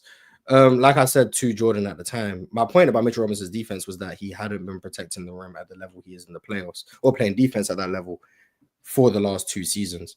And I think that's shown by just watching him play. I think a lot of that might be to do with injuries, but what he did against the Cavs in 23, I think the biggest issue there was the rebounding, not really the defense from Mitch Robinson. And then against Embiid, I actually do think he played good defense one-on-one against Embiid, but that was less rim protection. That was more one-on-one post defense and stuff, which wasn't the conversation. But yeah, that does it. Thank you guys for watching. Thank you for Pen and Real Talk for staying around. We will see you on the panel tomorrow and on Playback tomorrow. Merry Christmas and have a happy New Year. Basketball tonight. Go enjoy that. Also,